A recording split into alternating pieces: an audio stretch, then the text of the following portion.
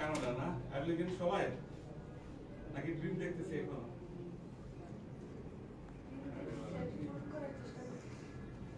ভয় পাচ্ছ না আমরা কেউ অনুমতি পেলে মাঝে মাঝে তুমি আপনি সবকিছু বলতে চাই অসুবিধা আছে আচ্ছা সবাই বেশিরভাগ একজন গার্ডিয়ান আছে দুইজন গার্ডিয়ান আছেন সরি আচ্ছা আমরা তো বাঙালি প্রথমে কিছু রিয়েলিটি নিয়ে কথা বলতে চাই সেটা হচ্ছে বিদেশে যাওয়ার আগে শুধু একাডেমিক রেজাল্ট আইএলটিএস না নিজের শরীর স্বাস্থ্যটাও ঠিক রাখতে হবে যেটা আমরা করি না আমরা যদি আনপ্লান কোনো কাজ করি সেক্ষেত্রে আমাদের সাকসেস হওয়ার সম্ভাবনা অনেক কম যেরকম আমি যদি বলি যে বিদেশে গিয়ে তোমার নিজের রান্না বান্না নিজে করতে হবে কয়জন পারে ছেলেরাও সিরিয়াসলি গুড রেস্টুরেন্টের থালা বাসন ধোয়ার কাজ করতে পারে কয়জন একজন না স্বপ্ন সুপার শপের মতো যে শপিং মল গুলো আছে এখানে কাজ করার মন মানসিকতা আছে কয়জনের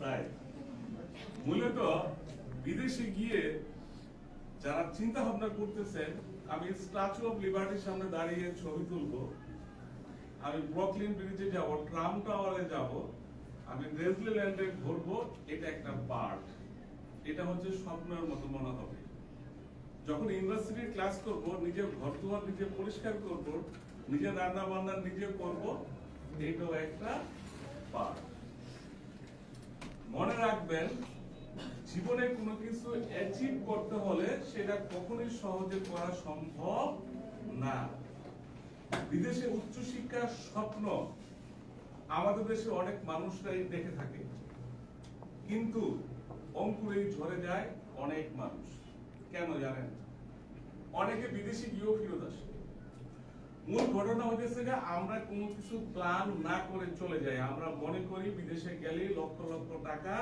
সিটিজেনশিপ পাবো বড় বড় ডিগ্রি নিব যখন ওখানে গিয়ে দেখি জব পাতে একটুখানি প্রবলেম হচ্ছে ইংরেজিতে না বলতে পারার কারণে কোথাও আমি টিকতেছি না সার্ভাইভ করতে পারতেছি না তখন কি করে ছেলেবেলে এই আমেরিকা ভালো না কানাডা ভালো না ইউরোপ ভালো না একবার বাংলাদেশে গিয়ে প্রয়োজন বোধে রিক্সা চালাবো কিন্তু কখনো কোনোদিন আর বিদেশ করব না আছে না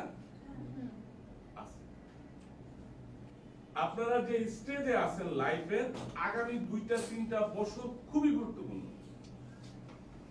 আগামী 2-3 বছর নির্ধারণ হয়ে যাবে আপনারা জীবনে কে কতটুকু সাকসেসফুল হবে সিম্পল এখন যদি কোনো মিস্টেক করেন এটার খেসারত অনেক বড় দিতে হবে আর যদি এখন ভালো কোনো ডিসিশন নেন সেটার ইম্প্যাক্টটা সারা জীবন পাবে মনে রাখবেন লাইফ কখনো আপনাকে সাথ দিবে না আজকে ঘুরবেন ফিরবেন আড্ডা দিবেন আর মনে করবেন জ্যাকমা হয়ে যাবেন আর মনে করবেন ডোনাল্ড ট্রাম্প হয়ে যাবেন বোকার স্বর্গে আছেন আপনার কাজ কেউ আপনার জন্য এসে করে দিবে না আপনার নিজে করতে হবে আমরা কি এই কথাগুলোর সাথে রিয়েলিটির সাথে সবাই একমত আছি আমরা জানি বিদেশে যাওয়া কষ্ট আমরা জানি বিদেশে গেলে হার্ড ওয়ার্ক করতে হবে বাপ মা পাওয়া যাবে না যেই মা আমাকে মুখে তুলে খাওয়াই দিবে আমরা জানি নিজের ঘর দুয়ার নিজের ঝাড়ু দিতে হবে রেস্টুরেন্টে থালা বাসনও মাজা লাগতে পারে ক্ষেত্র বিশেষে সুপার শপগুলো সিকিউরিটি দারোয়ানের চাকরি করা লাগতে পারে এগুলো যদি আমরা মেন্টালি মানসিকভাবে মেনে নিতে পারি তাহলে yes definitely you can try ঘটনাটা বুঝতে পারছেন এখন আসি বিদেশে কাদের কি ভিসা দেয় অনেকেই তো স্বপ্ন দেখে যারা মনে করতেছেন 10-15 লাখ টাকা পকেটে আছে আপনার ভিসা হয়ে যাবে আগের দিন ভুলে যান 10-15 লাখ টাকা একটা রিকশাওয়ালার পকেটের মধ্যে এই মুহূর্তে কিন্তু আছে সে কেন অস্ট্রেলিয়া আমেরিকা কানাডাতে যেতে পারে না তার সাথে আপনার পার্থক্যটা কি নিশ্চয়ই কোয়ালিফিকেশন আমার বাবা যদি ব্যাংকের মালিক হয় আমি যদি ডক্টর ইউনুসেরও খোলা হই আমেরিকান এম্বাসি আমার ভিসা দিবে তার কোনো গ্যারান্টি আছে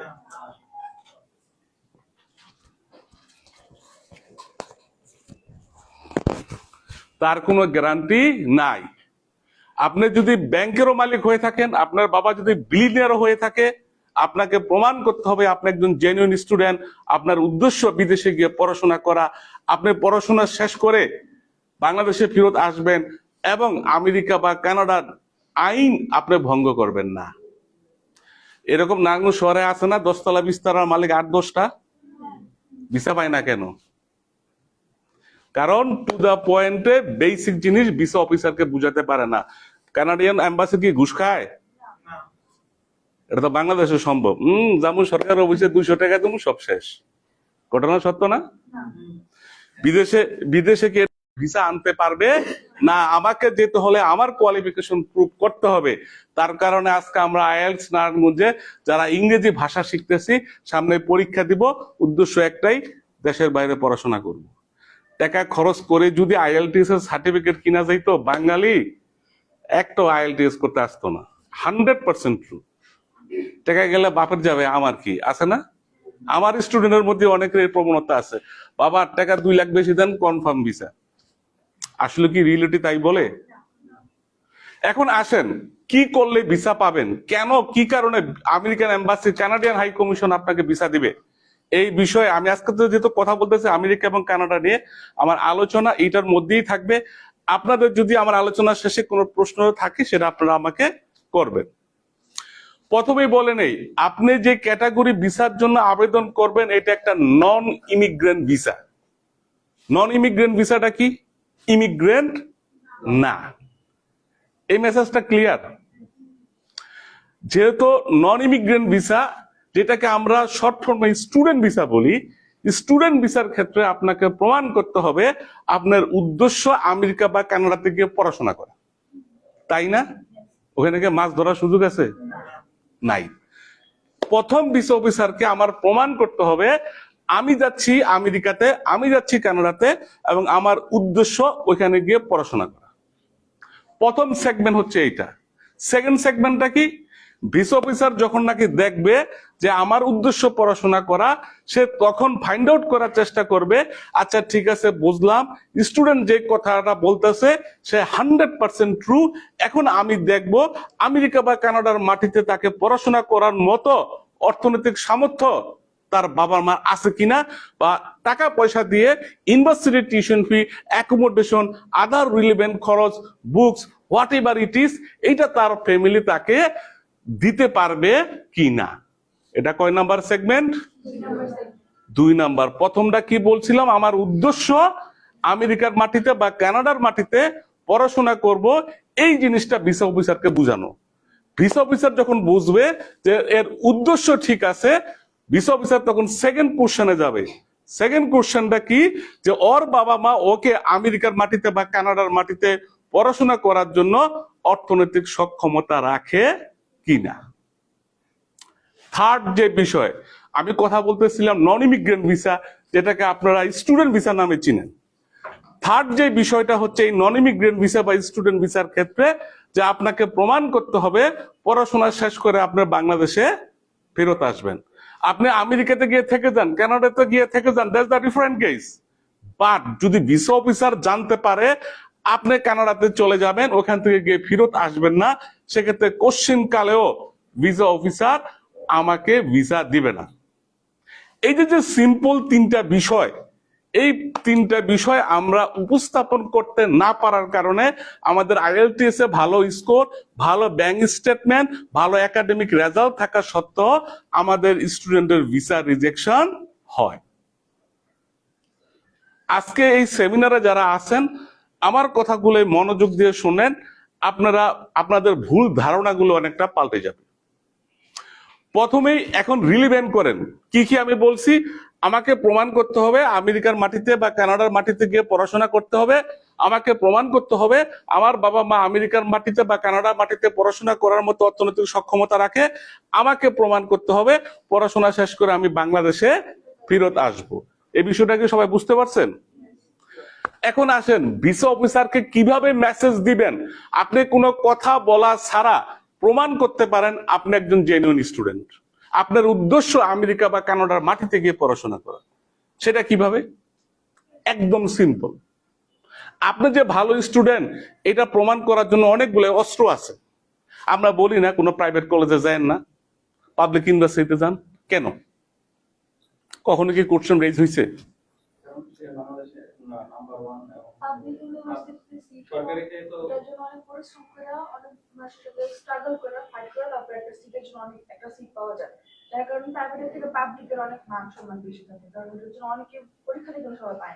পারফেক্ট। আপনি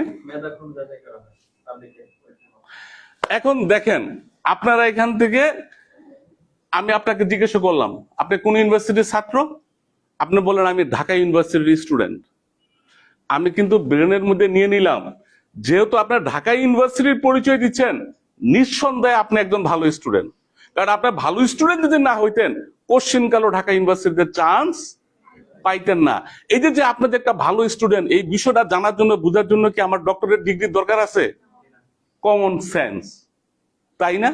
যখন আপনার অ্যাডমিশন লেটারটা আমার টেবিলে ঠাস করে ফালাইবেন, আমি বুঝে নিব আপনি একজন জেনুইন, আপনি ট্যালেন্ট স্টুডেন্ট। তা না হলে কখনো আপনি পাবলিক ইউনিভার্সিটিতে চান্স পাইতেন না। এখন আসেন, আপনি বলতেছেন আপনি তুলারামের বা ন্যাশনাল ইউনিভার্সিটির স্টুডেন্ট। হ্যাঁ শিওর। তখন আমার ব্রেনের মধ্যে কি কোশ্চেন কাজ করবে? ন্যাশনাল যেহেতু ইউনিভার্সিটি, এখানে ভালো হইতে পারে খারাপও হইতে পারে। আমি ওকে সাইড চোখ দিয়ে চেক করবো না? ওর ডকুমেন্টেশন হাজার হাজার বার চেক করবো না? কারণ আমি দেখেছি অনেক পুরো ইউনিভার্সিটির ছেলেবেলে যাদের কোয়ালিটি নাই অ্যাডমিশন দিয়ে দিছে। তো এই যে অফিসারদেরকে একটা প্রি ডিটারমাইন্ড মোশনের মধ্যে রাখা ঢাকা ইউনিভার্সিটির স্টুডেন্ট হইলে শিওর। কি জানি বলতেছিলাম, আচ্ছা আসলে কি কথার সময়, আচ্ছা ঢাকা ভালো ইউনিভার্সিটি, আমি বাংলাদেশের ঢাকা ইউনিভার্সিটি এই কারণে বলতেছি, এটা আপনাদের বোঝানোর স্বার্থে। দেশের বাহিরে আমি যদি ভালো কোনো ইউনিভার্সিটিতে চান্স পাই, পাবলিক ফান্ডের গভর্নমেন্ট রিসার্চ ইউনিভার্সিটি, যে ইউনিভার্সিটিটা 2 টাকার সাইফুডসের কোর্সের মতো না, যে ইউনিভার্সিটিটা আসলে রিসার্চ অপরচুনিটি আছে, গভর্নমেন্ট চালায়, ফ্যাকাল্টি গুলাই রিচ, বিশাল বিশাল মানে ইন্টারন্যাশনাল স্টুডেন্টদের জন্য সেকশন আছে আলাদা। এই সকল ইউনিভার্সিটিতে যখন আমি চান্স পাবো, ভিসা অফিসার সাথে সাথে আমার ওজন দিয়া ফেলাইবো আমি কোন টাইপের স্টুডেন্ট, আমি ভালো স্টুডেন্ট না খারাপ স্টুডেন্ট, আমার একাডেমিক রেজাল্ট কিরকম, আমার আইএলটিএস এর স্কোর কিরকম, এইটা ভিসা অফিসার জাস্ট আমার অ্যাডমিশন লেটারটা যখন দেখবে আমি কোন ক্যাটাগরির স্টুডেন্ট, এটা সে ওজন দিয়ে ফেলাইবে। তারপরে দেখবে আমি আসলে এর ফার্দার ডকুমেন্টেশন গুলো দেখার প্রয়োজন আছে কি না নাই, আপনাকে নিয়ে ইন্টারেস্ট ফিল করবে। যখন নাকি দেখবে যে আপনার মধ্যে কিছু নাই, দেখলো একটা বাক্কাস মার্কা কলেজ বা ইউনিভার্সিটি থেকে আপনি এম্বাসিতে দাঁড়াইছেন, ভিসা অফিসার ধরিয়ে নিছে আপনার ডকুমেন্টেশন ফেক, একটা স্ট্যান্ডার্ড রিফিউজাল লেটার সবসময় রেডি থাকে, খালি নামটা চেঞ্জ করে আপনার নামটা বসাই দেবে। আর আপনি বলবেন কিসমত খারাপ, এটা সমস্যা ওইটা সমস্যা, আপনার ভিসা হয় না। তো ফার্স্ট সেগমেন্টে আপনি যখন প্রমাণ করতে যাবেন আপনার উদ্দেশ্য আমেরিকাতে গিয়ে পড়াশোনা করা, আপনার উদ্দেশ্য কানাডাতে গিয়ে পড়াশোনা করা, এই জিনিসটা প্রমাণ করার জন্য ভিসা অফিসারকে আপনার প্রতি প্লিজ রাখার জন্য যে কাজটা করবেন সেটা হচ্ছে একটা পাবলিক ফান্ডের গভর্নমেন্ট ইউনিভার্সিটি চয়েস করবেন, যে ইউনিভার্সিটিটাকে দেখে ভিসা অফিসার আপনাকে রিফিউজ করতে না পারে, যে ইউনিভার্সিটিটা দেখে ভিসা অফিসার একটা প্রি ডিটারমাইন্ড মোশনে চলে যায় যে আপনি একজন ভালো স্টুডেন্ট, আপনার আইএলটিএস এর স্কোর ভালো, আপনার একাডেমিক রেজাল্ট ভালো, বিধায়ী আপনি ওই কোয়ালিটির একটা ইউনিভার্সিটিতে চান্স পাইছেন, আপনার পুল সিরাত পারের অর্ধেক হয়ে গেল। তো প্রথম যে বিষয়টা আপনারা মাথার মধ্যে রাখবেন, পৃথিবীর যেখানে অ্যাপ্লাই করেন না কেন, ইউনিভার্সিটি ফ্যাক্ট। আমি যদি ভিসা অফিসার হই, আপনারা 5 জন যদি আমার কাছে আসেন, আমি দেখবো ঢাকা ইউনিভার্সিটি আছেন, নিঃসন্দেহে তার মানে অ্যান্সার আপনার জন্য আছে, আপনার মাথার মধ্যে অ্যান্সার। আর কখনই মনে করবেন না যে ভিসা অফিসাররা বোকাশোকা। ভিসা অফিসাররা আপনারা আমার মতো মানুষ নিয়ে প্রত্যেক সেকেন্ডে সেকেন্ডে ফুটবল খেলে। মনে রাখবেন, যারা যেই দেশের ট্যালেন্টেড মানুষ বাংলাদেশে আমেরিকান এম্বাসিতে বা কানাডিয়ান হাই কমিশনে যারা কাজ করে, তারা তাদের দেশের ডিপ্লোম্যাট, কানাডাকে বাংলাদেশে রিপ্রেজেন্ট করতেছে। তারা বোকাশোকার অভিনয় করে, বাট তারা জানে বাঙালি আমরা 2 নাম্বার, আমাদের কাগজপত্র 2 নাম্বার।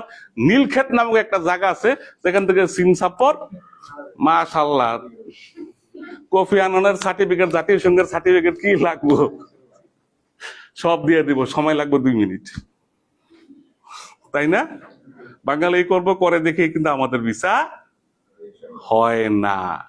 কারণ আপনি যাওয়ার আগে এম্বাসিতে বহুত বাঙালি এই কর্ম করছে, যে রেকর্ডটা ওদের কাছে আছে। তো আপনি অন্য স্টুডেন্টের থেকে আলাদা, আপনার অ্যাপ্লিকেশনটা অন্যদের থেকে ডিফারেন্ট, এই জিনিসটা প্রমাণ করার জন্য অবশ্যই আপনাকে একটা প্রথমে ভালো public funded government university choice করতে হবে। সেকেন্ডলি আসেন, যদি এই মানে প্রথম চান্সে যদি হিট করতে পারেন, ভিসা অফিসার আপনার প্রতি 50% পইতে যাব। ভিসা অফিসার তো একটা মানুষ, আপনি যদি আমার ভালো খাওয়ান দাওয়ান দেন, আপনার প্রতি আমি প্লিজ থাকুন না। আর যদি আলু ভর্তা পান্তা ভাত দেন, খবর আছে মেজাজ গরম হয়ে যাবো না? এরপরে আমি আর আপনার সাথে কোনো সম্পর্ক করব? কাগজপত্র আর দেখা দরকার আছে? ধর এটা পান্তা ভাত খাওয়াইছে ভাত, যে আমার মোরগ পোলাও খাওয়াইবো, আমি পরের পৃষ্ঠা উল্টায়া দেখবো। এক্স্যাক্টলি তাই। আপনি যখন প্রথমে হিট করে ফেলেন, আপনি একজন ভালো স্টুডেন্ট, ভিসা অফিসার এখন আপনাকে সফটলি দেখবে না, আপনার প্রতি একটা দয়া মায়া উদয় হবে। ভিসা অফিসার মনে করবে যে আপনি একজন ভালো মানুষ, আপনি 2 নাম্বার ব্যক্তি না, আপনার কাগজপত্র জেনুইন আছে। তখন সে দেখবে যে আপনার বাবা মার অর্থনৈতিক সক্ষমতা আছে কিনা। সাপোজ ব্যাংক স্টেটমেন্ট নিয়ে আমরা অনেকে ওপেনলি কথা বলতে স্বাচ্ছন্দ্য বোধ করি না। ব্যাংক স্টেটমেন্ট আপনার খুব গুরুত্বপূর্ণ একটা পার্ট। আপনি যদি সেলফ ফান্ড স্টুডেন্ট হন, সেলফ ফান্ড স্টুডেন্ট কারা? যারা নিজের বাপের পয়সায় পড়াশোনা করতে চায়, যারা নিজের বাপের টাকায় পড়াশোনা করবে তাদেরকে আমরা সেলফ ফান্ড স্টুডেন্ট বলি। আর পাবলিক ফান্ড বা গভর্নমেন্ট ফান্ড বলি যে আপনার টাকা দিবে আমেরিকান সরকার, আপনার পড়াশোনা করার টাকা দিবে কানাডিয়ান সরকার। তো ফান্ডিং এর বিষয়ে আমি আসি পরে।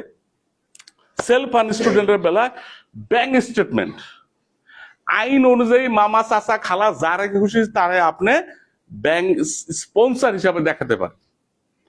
বাট নিজের বাবা মা ছাড়া, ফ্যামিলি পার্সন ছাড়া আমি স্টুডেন্টদেরকে রিকমেন্ড করি কখনো কারো ব্যাংক স্টেটমেন্ট দেখাবেন না। কেন?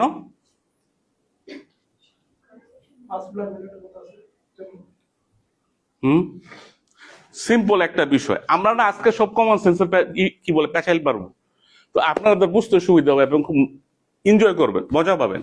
ব্যাংক স্টেটমেন্ট কেন আমি বলি বাবা মাটা দেখাইতে, বাবা অথবা মা, যদিও আইন অনুযায়ী ভাই বোন অন্য অন্য ব্যক্তিরাও দেখাইতে পারে। মূল বিষয়টা হচ্ছে আমি যখন ভিসা অফিসার ছিলাম জার্মান এম্বাসিতে, যখন আমি অ্যাসিস্ট্যান্ট ভিসা অফিসার হিসেবে জয়েন করি, এটা 2015 সালের ঘটনা। আমাকে তখন জার্মানিতে নিয়ে যায় ট্রেনিং এ।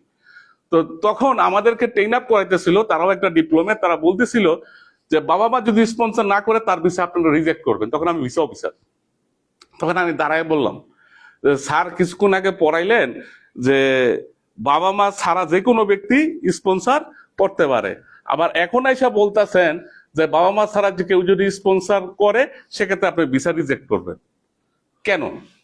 সাহস কইরা দাঁড়ায় গিয়ে একটা কোশ্চেন করে ফেলাইছি। সে আমাকে যে অ্যান্সার দিছে এরপর আমি চুপ হয়ে গেছি।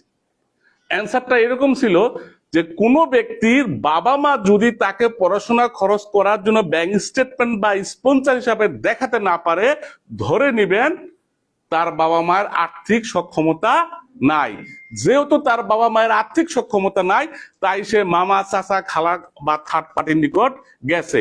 এই স্টুডেন্ট আমেরিকা বা কানাডাতে বা জার্মানিতে গিয়ে পড়াশোনা করবে না।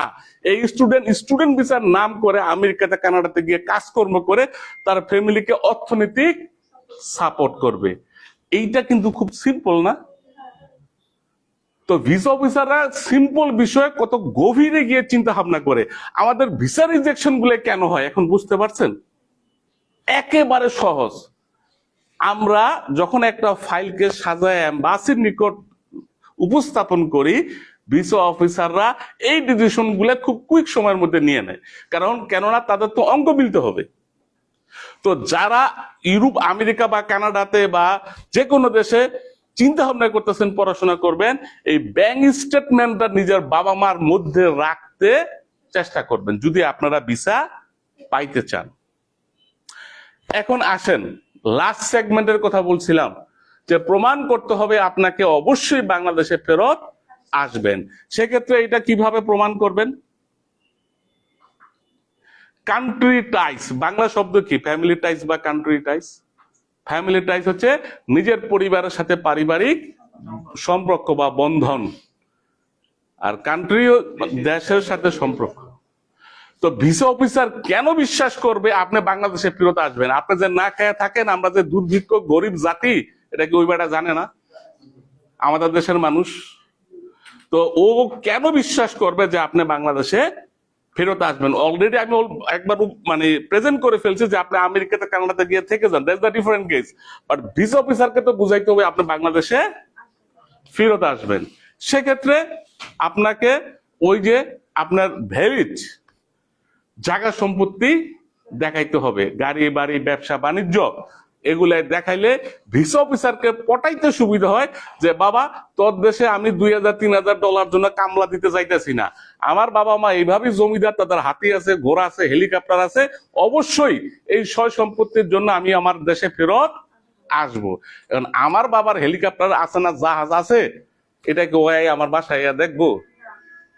হ্যাঁ, আমি ডাইনিং টেবিলে বসে খাবার খাই নাকি ফ্লোরে বসে খাবার খাই দেখার সুযোগ আছে? ওর এই টাইম আছে? তার মানে হ্যাঁ, আমি চাপা মারতে পারবো। চুরি কইরা যদি সারতে না পারি তাহলে চুরি করার দরকার নেই, আর যেখানে চুরি কইরা সারতে পারুম সেখানে আমরা ডাকাতি করে ফেলো, তাই না?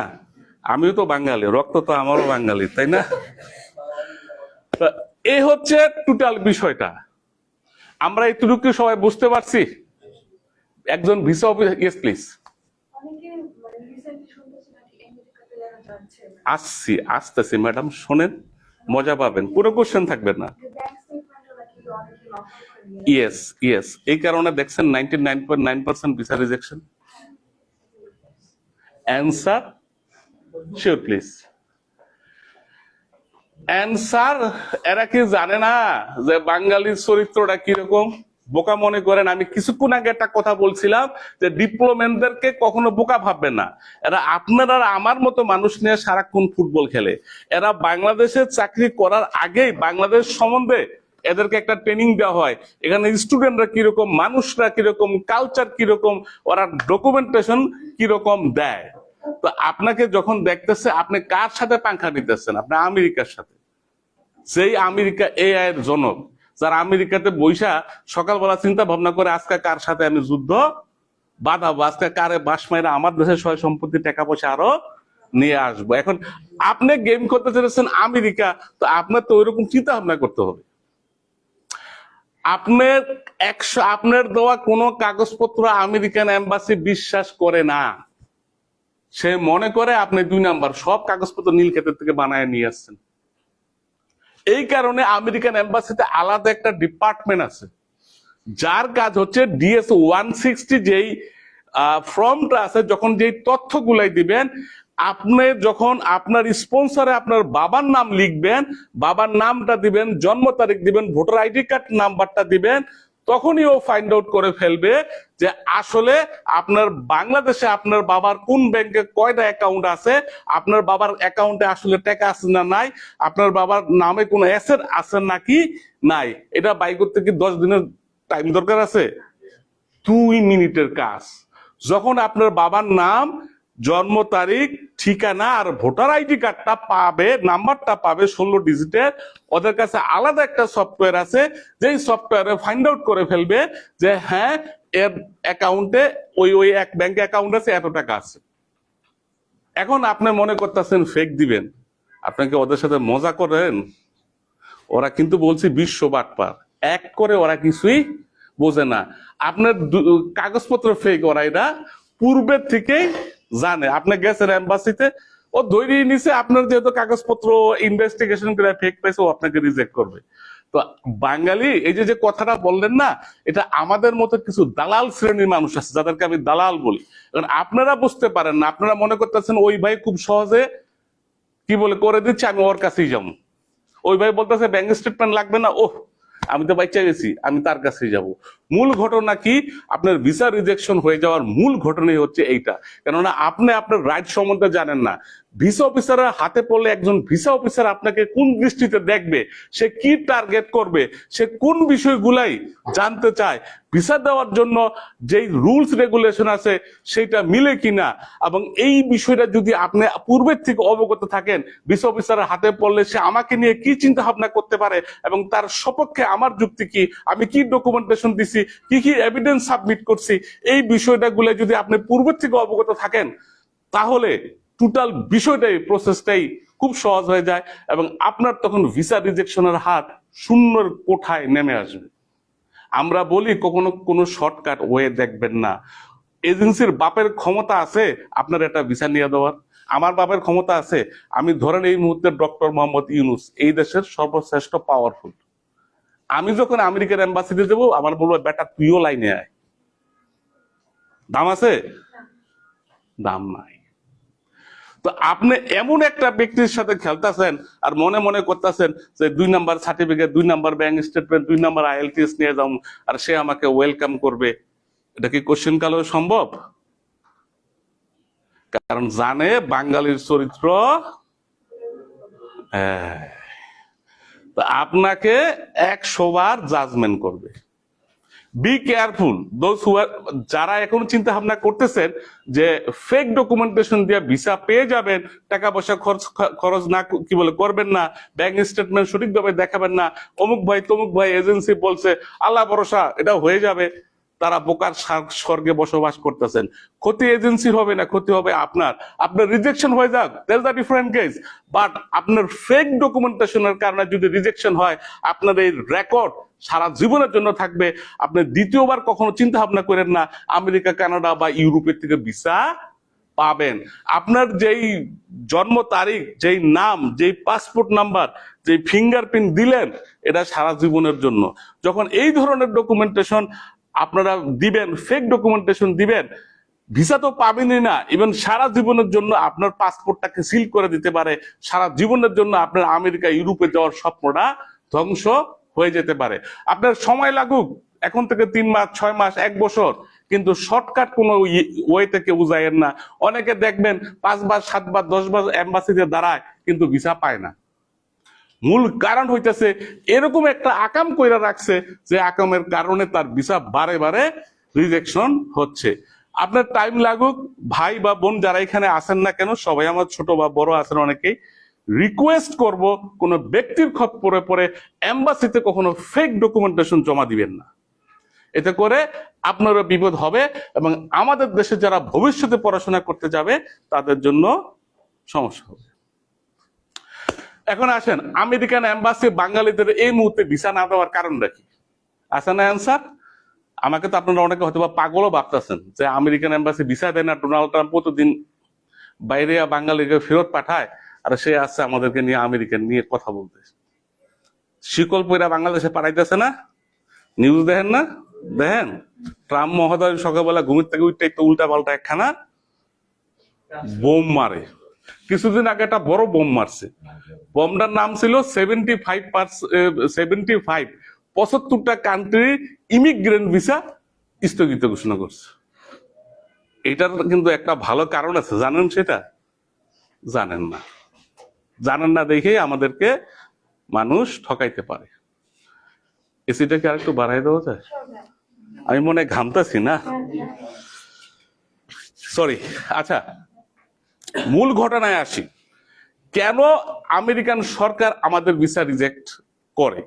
আপনারা জানলে অবাক হবেন যে এখনো যে 2-4টা ভিসা দেয়, এই দয়াটা ওরা কোথা থেকে করলো। অবাক হবেন যে আমাদের চরিত্র, আমরা বাঙালি জাতি কতটুকু বিক্রয় করে আমেরিকান গভর্নমেন্টের সাথে। ইমিগ্রেন্ট ভিসার বেলায় কোনো কোয়ালিফিকেশনের দরকার নাই। আপনি যদি হাল চাষও না, এরা আমেরিকাতে চলে যেত, যেহেতু ফেক ডকুমেন্ট, ভাই বোন প্রমাণ করতে ফেক ডকুমেন্টেশন দেওয়ার কিছু নাই, বাবা অ্যাফিলিট হয়েছে। তো এইখানে কি করতো যে হয়তো বকলম কি বলছেন, বোম মারলার কিন্তু 2 লাইন পাইব না। ও তো সিলেটে হাল চাষ করছে, ও কিভাবে চলে গেছে আমেরিকাতে সামহাও, অথচ আপনি পরিশ্রম করতেছেন, আপনাকে ভিসা দিচ্ছে না। 75 কান্ট্রিকে ব্যান করছে বা স্থগিত দিছে পরবর্তী নির্দেশ না দেওয়া পর্যন্ত, যে এই 75টা কান্ট্রি থেকে আর কোনো ইমিগ্রেন্ট ভিসা কেউ অ্যাপ্লাই করতে পারবে না। মূল কারণ হচ্ছে এই যে গরু ছাগল গুলাই আমেরিকাতে গিয়ে কোনো কাজকর্ম না করে আমেরিকান সরকারের পাবলিক ফান্ডের জন্য অ্যাপ্লাই করে, সেই পাবলিক ফান্ড গুলাই কি চাইল্ড বেনিফিট, 4টা 5টা 10টা করে বাচ্চা কাচ্চা নিবে। সরি টু সে, এটা আমার কাছে খুব বিরক্ত যে এই লিস্টে আমাদের বাংলাদেশের নাম আছে। কোনো কাজকর্ম করবে না, ওখানে বলবে হোম সিকার, যেটা ওই অ্যাকোমোডেশনটা ফ্রি নিবে, থাকা খাওয়া, যে আমি হোমলেস, আমার বাড়িঘর কিছু নেই, আমার থাকতে জায়গা দাও, কাউন্সিলে গিয়ে অ্যাপ্লাই করবে, এটা নিবে মাগনা। বাচ্চা কাচ্চা তো আছে, তাদের এডুকেশন, যত ধরনের বেনিফিট আছে সব নিবে। আর কোনোদিন কিছু হইলেই আমি মেন্টালি ডিপ্রেস, আমাকে কাজ করতে পারি না, এই কারণে আমারে থাকা খাওয়ার জন্য পয়সা দাও। মেন্টালি ডিপ্রেস, এই ডকুমেন্টেশন, বাঙালি অভিনয় যদি করি আমি পাগল, কোন ডাক্তার আমার আর প্রেসক্রিপশন দিয়ে ভালো মনে করবে? তো অ্যাক্টিং করে কিছু বাঙালি, এই যে অ্যাক্টিং করা মানুষ, এই যে ক্লেম করা মানুষ, আমার থাকা খাওয়ার জায়গা নাই, আমার হাউস নাই, আমার জব নাই, আমি অসুস্থ, আমার এইটা আমার সেইটা, এর সংখ্যা হইতেছে শতকরা 54%, 54%। এই পরিসংখ্যাটাকে কেউ দেখছেন? 54% বাঙালি আমেরিকাতে ইমিগ্রেন্ট ভিসে গিয়া দাবি করে যে আমার খাওয়ার নাই, আমার কি বলে বাসস্থান নাই, আমার এতগুলো বাচ্চা নিয়ে আমি কোথায় থাকবো, আমি ডিপ্রেস, এইটা ওইটা আপনি যাবি বইলা 54% বাঙালি 100 জনের মধ্যে আমেরিকান সরকারের সহযোগিতায় ফ্যাসিলিটিস নিয়ে ওখানে বিনা পয়সায় বসবাস করতেছে। আর বাংলাদেশে আইসা আইফোন দিয়া হ্যালো আমি আমেরিকাতে থাকি, আছে না? বাপ নিব না, এই বাপটা বন্ধ, দাসা চালান দিবে না। এই লোকগুলোর কারণে এই যে বাঙালি জাতি আমেরিকাতে গিয়ে বাংলাদেশের থেকে এইরকম করে গেল, লম্ফজম্প মাইরা গেল, আমি হ্যান করুম ত্যান করুম, আমি অমুক আমি সমুক, আমেরিকাতে যাওয়ার পরে কিছুই না করে যখন সরকারের ফ্যাসিলিটিস গুলাই নিচ্ছে, এরকম দেশ যারা আছে, কোন কোন দেশের নাগরিকরা এই কর্ম করে, তাদেরকে ভিসা বন্ধ করো। এখন আপনাকে আমি প্রশ্ন করি, আমি যদি আপনার কোম্পানিতে চাকরি করি, অভিনয় করি যে আমি কোনো কাম পারি না, এটা পারি না, সেটা পারি না, আপনি আমার থাকা খাওয়া বয়া বয়া কয়দিন খাওয়াইবেন? লাত্তি মারবেন না, তারপরের দিন যাবার বাইরে অভিনয় পরে গিয়া কর। এতদিন সহ্য করছে, এটা তো মনোভাব তো বাঙালির 54% করছে, তাদেরকে বন্ধ করে না, তাদেরকে এখন আসেন কেন তাদেরকে ধরে আমাদের দেশে পাঠিয়েছে, দেখবেন শিকল টিকল বাইন্দা এয়ারপোর্ট পর্যন্ত নামাই দিতেছে। আমার কথা নাকি নিউজ মিডিয়া বলে দেখতেছেন না? মূল কারণটা কি? দেখবেন যারা নদী সাঁতরে গেছে পানি পথে, তার জন্য ভিসা, এই শব্দটার সাথে ইউজ লাভ দিয়ে চলে গেলে মহাজঙ্গল পার দিলেন, আছে না? ভূমধ্য সাগরে এতজন লোক নিহত হয়েছে পোলার যুদ্ধে, বাঙালি বাংলাদেশে শরীর করে নোয়াখালী আছে না নাই? মানে যেটি হোক না কেন, জন্মসূত্র তো বাঙালি, জাতিগত ভাবে তো বাঙালি। যখন নাকি এরা যায় ওখানে অপকর্ম করে, এদেরকে আপনার ঘরে আপনি খাই দিবেন, তো বেটারা দয়া করে না? এই সকল ব্যক্তিরা যখন নাকি যাচ্ছে অবৈধভাবে, যাচ্ছে তো অবৈধভাবে, ওখানে বিভিন্ন ধরনের ক্রিমিনাল অ্যাক্টিভিটির সাথে সংযুক্ত আছে, তাদেরকে ধৈর্য শিকল পাইতে এয়ারপোর্ট পর্যন্ত দিয়ে যায়। এখন বলেন এটাকে আমাদের দোষ নাকি আমেরিকান সরকার?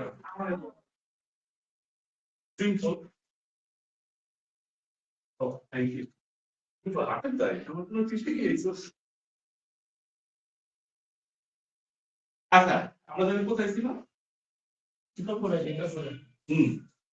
এখন তাদেরকে ধৈর্য পাঠাই দিল, এটার জন্য আমরা নিজেরা জানি। আসি স্টুডেন্ট ভিসা নিয়ে, খুব ইম্পর্টেন্ট এখন হট টপিক। সেটা হচ্ছে বাংলাদেশের থেকে যখন স্টুডেন্ট ভিসাতে অ্যাপ্লাই করে আমরা আমেরিকাতে গেছি বিগত সরকারের আমলে, বাংলাদেশের থেকে আমি বলছি আমার বাবা বিলিয়নিয়ার, আমার বাবা হেলিকপ্টার আছে, আমি আমেরিকা থেকে হ্যান করুন ত্যান করুন, ওই সকল ইউনিভার্সিটিতে আমি চান্স পাই, বুঝছি না? হ্যাঁ, করছি তো। আমেরিকাতে ইমিগ্রেশন পার হয়ে আমি বলছি আমি ওখানে গিয়ে অ্যাসাইলাম কেস করছি, কেসে কি বিষয়? স্টুডেন্ট বিষয়। ওখানে গিয়ে বলতেছে আমি আওয়ামী করি বা আমি আওয়ামী লীগ করি বা আমি বিএনপি করি বা আমি সর্বহারা পার্টির সদস্য। আমি ওখানে ক্লেম করে দিলাম অ্যাসাইলাম আছে না বাঙালি, না আমি অ্যাসাইলাম মারছি, যারা বিদেশে থাকে সত্য কথা বাইরে যাবো।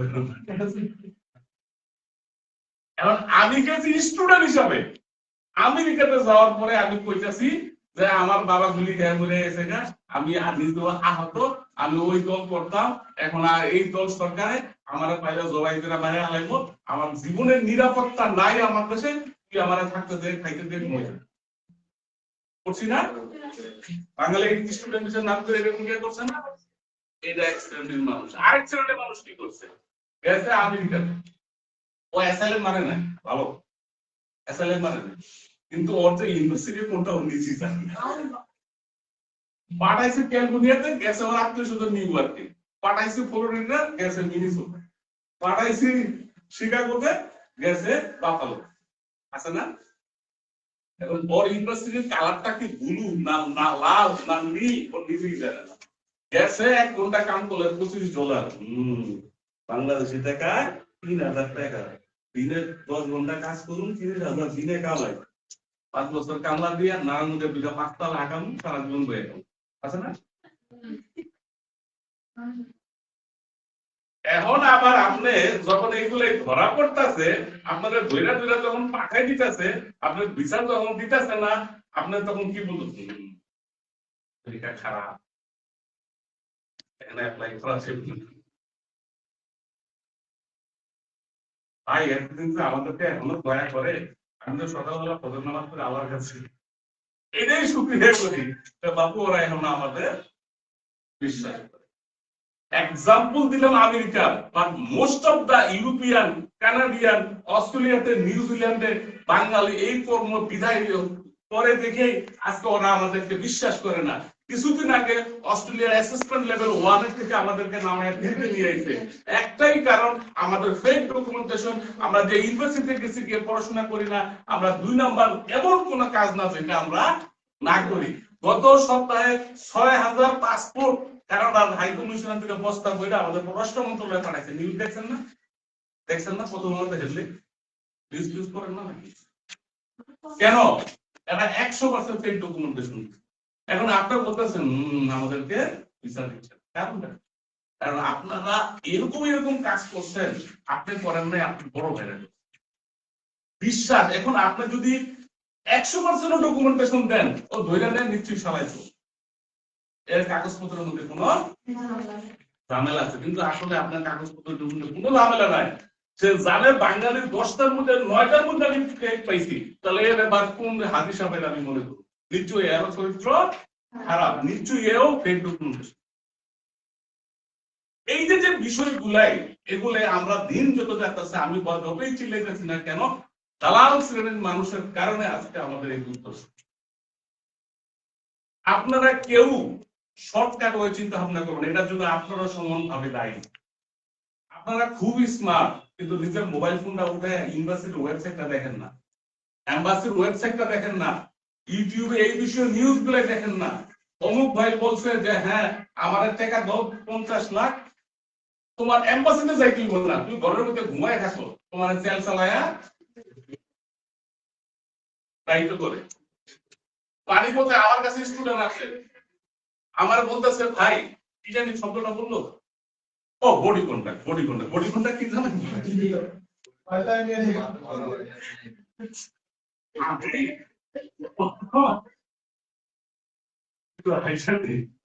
বডি কন্টাক্ট জানে, বডি কন্টাক্টের ডেফিনিশনটা কি জানেন? যে আপনাদের নিয়ে ভাড়া দিয়েছি, আপনার সেটা নদীপথে হোক, পানিপথে হোক, ঘোড়ার পথে হোক, সেই পথে হোক থাকে না, ভূমধ্য সাগর দিয়ে। আমার এখানে আসছে যে ভাই আপনারা বডি করতে, ভাষাটা বুঝতেছি না কোন দেশের স্টাইলে কথা বলে, ভাই সাহেব ভিসা করছেন নি আপনারা? জি ভাই বলেন। বডি কোনটা কইতো নি? বডি কোনটা কি? তবে খুঁজে ভাই বললাম বডি কন্ট্যাক্ট মানে কোন রকম ভাবে, কারণ আপনি যদি আমার টাকা দেন, এমবাসিতে ইন্টারভিউ দিতে হবে, আপনার ছবি তুলতে হবে, আপনার ফিঙ্গারপ্রিন্ট দিতে হবে, আপনার ফেজের সাথে পাসপোর্টের ফেজ মিল থাকতে হবে, তারপরে ভিসা অফিসার সিদ্ধান্ত নেবে আপনার ভিসা দিবে তাকে দিবেন না। মানে আপনি যদি আমার টাকা দিয়া নিজে ঘুমায় থাকেন আর মনে করেন স্বপ্ন দেখতেছেন যে মুহূর্তে টাইম স্কোয়ারে আছেন, আপনি এই মুহূর্তে লন্ডন দিতে আছেন, আপনি এই মুহূর্তে প্যারিসে আছেন, সম্ভব? সম্ভব বাস্তবে কখনো সম্ভব। এখন আসেন, এই যে খারাপ নেগেটিভ কথাবার্তা বললাম, এর মধ্যে পজিটিভ কি জিনিস? আপনাকে এই মুহূর্তে কেন আমেরিকা কানাডা ভিসা দিবে? রিয়েলিটিতে আসেন, অঙ্কগুলো আপনারা মজা পাবেন যদি আমার কথাগুলো একটার সাথে আরেকটা ফ্রিকোয়েন্সি মিলান। না সাব্বির আমার খুব কাছে ছোট ভাই, রিকোয়েস্টে আসা মেহনত আছে, আমার কাছে ছোট বোন। আমি ভাবলাম অ্যাটলিস্ট স্টুডেন্ট গুলের ভ্রান্ত ধারণা দূর করি, ওরা যাতে কোনো মানুষের খপ্পরে। এখন আসেন, আমরা কেন কি কারণে এখনো বলতেছি আমেরিকা আপনাকে ভিসা দিবে, কানাডা আপনাকে ভিসা দিবে। পৃথিবীর মধ্যে দ্বিতীয় বৃহত্তম আয়তনের দিক দিয়ে দেশ কোনটা বলেন তো? কানাডা। কানাডা, রাশিয়া হচ্ছে, তারপর হচ্ছে এখানে জনসংখ্যা থাকে কত? বিদেশি ছাড়া ওরা অসল, ওদের থালা বাসন ধোয়া, রেস্টুরেন্টের কামলা দেওয়া, সুপার শপে কাজ করে, এগুলো কানাডিয়ানরা করে না। এরা আমার আপনার মতো অপদার্থরে নিয়ে মেট্রিক ইন্টার পাস করার পোলাপাইদের দিয়া থালা বাসন। ওরা কোনো গরু ছাগল আমাদের দেশে দিবে না, ওরা শিক্ষিত মানুষগুলোর ওখানে নিয়ে গরু ছাগল বানায় তাইলে দেবে, আপনার মাথা তখন অর্ধেক ভাইঙ্গা দেবে। এসবগুলো আসলে চলতেছে। আচ্ছা না, এখন আমরা আসি যে আমাদেরকে কেন ভিসা দেবে। কিছুদিন আগে একেবারে লাখে ভিসা দিছে না, যে শেয়ারিং কোন ইউনিভার্সিটি নেই, কোন সাবজেক্ট নাই, কিছু নেই, কোন প্যাটে যখন ক্ষুধা লাগে, এই আপনারা যারা ক্লাস করতেছেন নিশ্চয় পুলিশ সিঙ্গারও কিন্তু ব্যাগ করে খাই, প্যাট যদি ভরা থাকে পোলা মাংস কিলো দিতে পারবো ঘটনা, তাই না? করোনার সময় সারা পৃথিবীতে একটা ক্রাইসিস তৈরি হয়েছিল, স্পেশালি ইউরোপ আমেরিকার মতো কান্ট্রি। লোক বলে শর্ট ছিল, ও জানে আপনার ডকুমেন্টেশন 2 নাম্বার, ও জানে আপনার ফেক আপনার, কিন্তু তারপরেও আপনাকে ভিসা দিচ্ছে। কেননা আপনি ইয়াং, দৌড়ে দৌড়ে আপনি কাজ করতে পারবেন, আপনি ঘাম ঝরাইতে পারবেন, যে কামলা ও দরকার ছিল। ডাইরেক্ট আমার কথা একটু মাইন্ড করেন, আপনারা সবাই আমার কাছের মানুষ দেখে এইভাবে অবহেলি করবেন, কথা কি আপনারা বুঝতেছেন? তো তখন লাখে সবাইকে ভিসা দিচ্ছে, কেননা তখন ওদের অভাব ছিল, ইয়াং মানুষের অভাব ছিল, যারা নাকি ওইখানে রাত দিন পরিশ্রম করে কাজ। অভাবটা এখন কি আছে? ঘুরে গেছে না? এখন কি ও আর সিঙ্গারা পুরি খাবে? এখন আরো ভালো খাবার, তাই না? ভালো খাবারটা কি?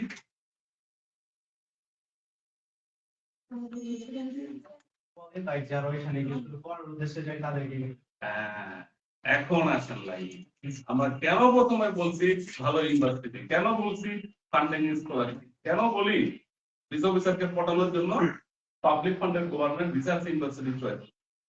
এখনকার গরু ছাগলের টাইম আছে?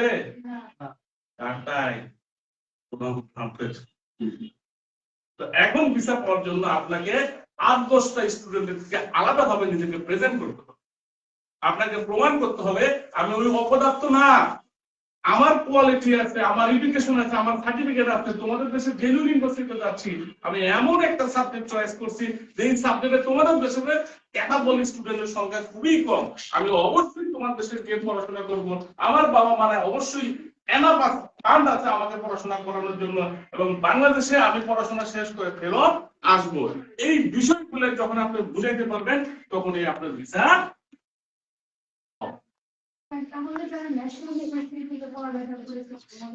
আসেন।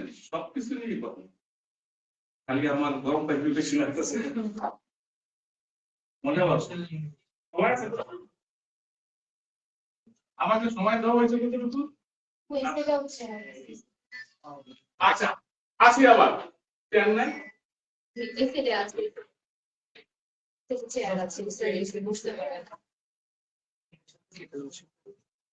আচ্ছা আমরা আবার আসি আমাদের বিজনেসে আসি আমাদের কোথায় ছিল ভালো ইন্ডাস্ট্রি না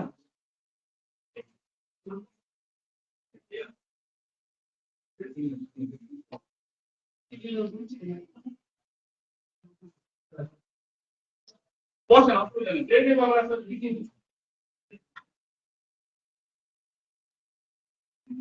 ওকে বলছে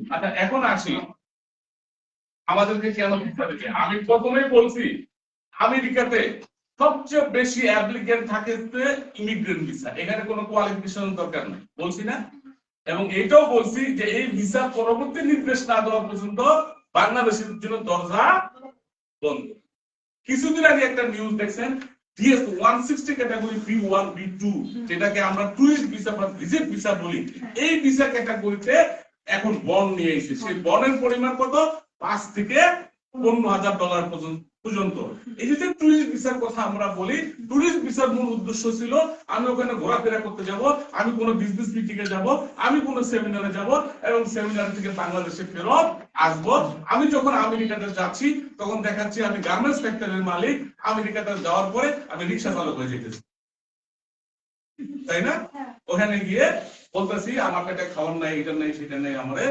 থাকতে দাও বা বাংলাদেশি যারা টুরিস্ট ভিসা পায় আমেরিকাতে গেছে 90% বাংলাদেশে ফেরত আসে নাই এই যে ফেরত আসলো না এর রেকর্ড কি আমেরিকান সরকারের কাছে আছে না যখন তাকে দেখলো বাঙালি এই কর্ম করে বাঙালি টুরিস্ট ভিসা নিয়ে আমেরিকা থেকে বাংলাদেশে ফেরত আসে না সে বলতেছে এখন আমার দেশে যাইতে হইলে তোমার আমি আর 5 বছরের ভিসা দেবো না আমার দেশে যদি যাইতে হয় তোমার 18 থেকে 20 লক্ষ টাকা আমার অ্যাকাউন্টে অ্যাডভান্স জমা দিয়ে যাইতে হইব তাহলে যখন তুমি ঘুরে আবার বাংলাদেশে ফেরত আসবা আমি তোমাকে তোমার টাকা ফেরত দিয়া দিব এখন কি আর গরু ছাগল পারবে অ্যাপ্লাই করতে না ভিসাটা বন্ধ তো সেকেন্ড সবচেয়ে বেশি অ্যাপ্লিকেন্ট ছিল ডিএস 160 ক্যাটাগরি B1 B2 তে যেখানে যে কোনো ব্যক্তি চাইলে অ্যাপ্লাই করে ফেলতে পারতো জীবনে কোনোদিন ন্যাশনাল স্টেডিয়ামে গিয়ে ফুটবল খেলা দেখে নাই বলতাছে আমি আমেরিকা বিশ্বকাপ দেখতে যাব আছে না টিকেটটা কিনে আনছে না $3,000 দিয়ে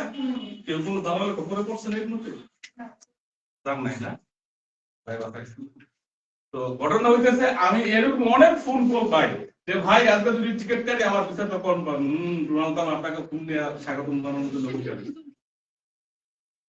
তো এই দুইটা ক্যাটাগরির প্রভাব বন্ধ করছে অবৈধদেরকে ধইরা পাঠাই দিতেছে বিভিন্ন অন্যান্য কান্ট্রির মানুষ যারা অবৈধ তাদেরকে ধইরা পাঠাই দিতেছে ইন্ডিয়ানকে ধইরা সিগল করে পাঠাই দিতেছে এতে করে কি হইতেছে আমেরিকা খালি হইতেছে না অ্যাপ্লিকেশনের সংখ্যা বাংলাদেশ থেকে বন্ধ হয়ে যাইতেছে না স্টুডেন্টের দ্বারা কি এটা আছে না বন্ধ দিতে হইব ভিসা বন্ধ করছে কেন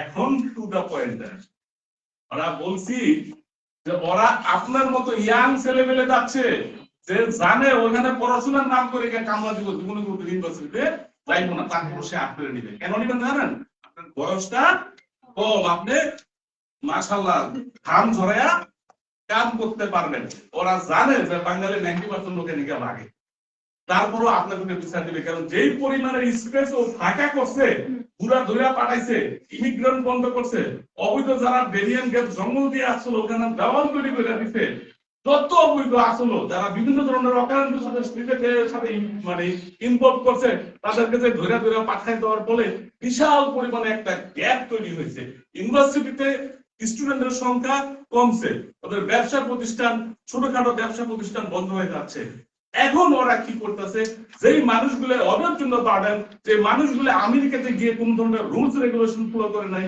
যারা ওইখানে গিয়ে ইমিগ্রেশন রুলস ব্রেক করছে বিভিন্ন ধরনের মানে আকাম টুকাম করছে ওদেরকে ধরে পাঠায় দিয়া যারা নতুন ইয়াং এনার্জেটিক যারা উদ্দেশ্য আমেরিকা থেকে পড়াশোনা করবো স্পেশালি কিছু সাবজেক্ট আছে যেই সাবজেক্টে ওদের লোকবল কম আমি নামগুলো আবারও বলতেছি কি কি সাবজেক্টে আপনারা আমেরিকা কানাডাতে অ্যাপ্লাই করবেন যেগুলোর ভিসা হওয়ার সম্ভাবনা খুবই বেশি যেরকম আর্লি চাইল্ড কেয়ার এডুকেশন এই সাবজেক্টের কথা কেউ আমরা শুনেছি আমেরিকার বেশিরভাগ মানুষ জন্মগ্রহণ করে অটিজম হয়ে পাগল কিছু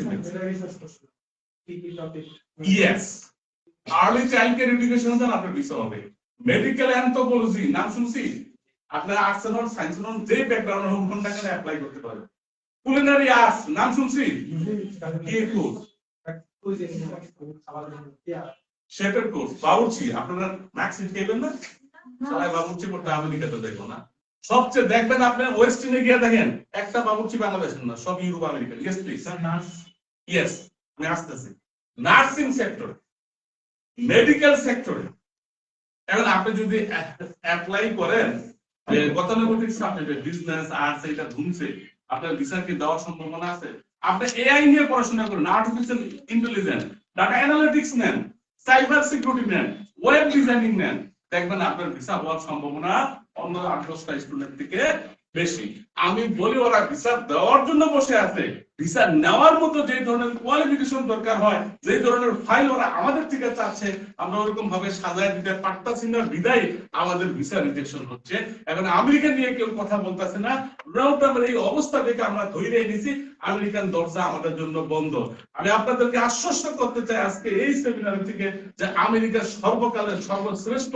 আগামী সেপ্টেম্বর সেমিস্টার আপনাদের জন্য একটা বিশাল বিগ হিট হতে পারে কেননা অ্যাপ্লিকেন্টের সংখ্যা কম সারা বিশ্বের থেকে বিশাল অঙ্কের অ্যাপ্লিকেন্ট ফর্ম হয়েছে ইমিগ্রেন্ট ভিসা বন্ধ হয়েছে B1 B2 বন্ড নিয়ে আসছে এই যে বিষয়গুলো বন্ধ যে হইল তাদের জন্য এটা সর্বনাশ কিন্তু যারা স্টুডেন্ট তাদের জন্য এখন পৌষ মাস চলতেছে আপনাদের কোয়ালিফিকেশন যদি কমও থাকে আপনার আইএলটিএস যদি 5.5 ও থাকে আপনার যদি আইএলটিএস এর 5 ও থাকে তারপর ব্যাচেলর প্রোগ্রামে স্কলারশিপ সহকারে অ্যাপ্লাই করতে পারবেন আপনার যদি আইএলটিএস 6 থাকে মাস্টার্স প্রোগ্রামে অ্যাপ্লাই করতে পারবেন শুধু আপনার সাবজেক্টটা একটুখানি ডিফারেন্ট সাবজেক্ট চয়েস করবেন যেটা এই মুহূর্তে আমেরিকান সরকারের দরকার আর এমবাসিতে ইন্টারভিউ দেওয়ার জন্য নিজেকে প্রিপেয়ার করবেন দেখবেন আপনাদের ভিসা হবে দ্যাটস ফর শিওর খালি আপনার একটুখানি প্ল্যানিং নিজেকে একটু ডিফারেন্ট ওয়েতে উপস্থাপন করতে পারলে ভিসা হবে যদি ব্রেনের মধ্যে থাকে আপনি ভিসা অফিসারের হাতে করলে আপনাকে যে ভিসা অফিসার কি চিন্তা ভাবনা করতে পারে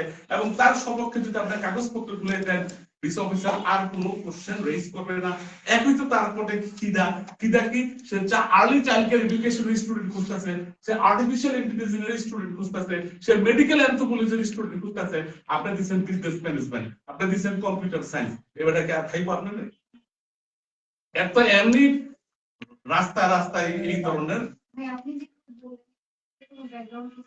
ইয়েস পারবে but academic result important personal অ্যাসেসমেন্টের জন্য এখানে সিম্বার্ট আছে নুসরাত কোথায় এখানে আছে আমার দুইটা খুব মডেল যে কোনো ইনফরমেশন আমি নারায়ণগঞ্জের ছেলে আমার খুব পারে আমার ছোট বোন সরি টু বাদিবাদের সাথে খুব আন্দোলন ইনফরমেশন যে কোনো কিছু ওদের থেকে পায় হয়তো আমি সবসময় থাকবো না ওরা থাকবো না আপনাকে